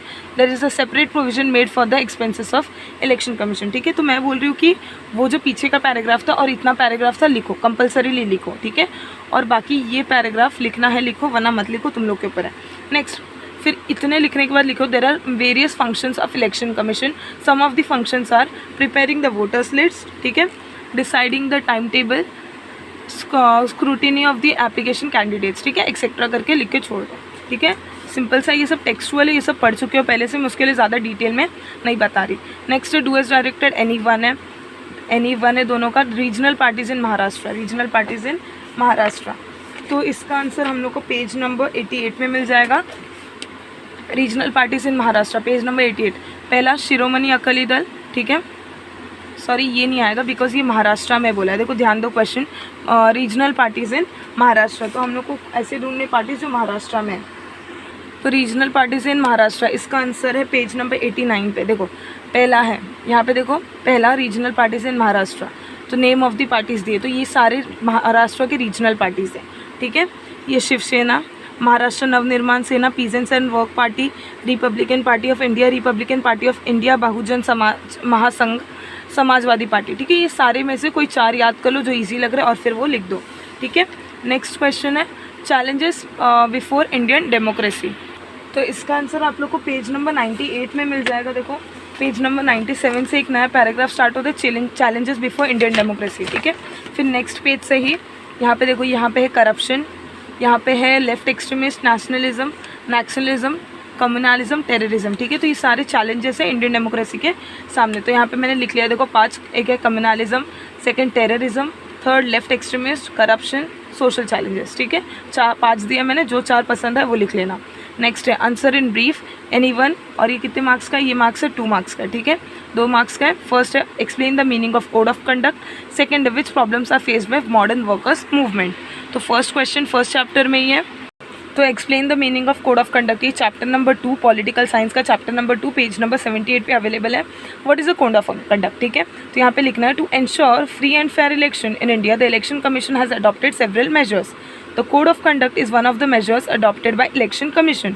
In the last few decades, the Election Commission has used its power to control malpractices during election. The Code of Conduct explains the rules that are to be followed by the government, political parties, voters before election and during election.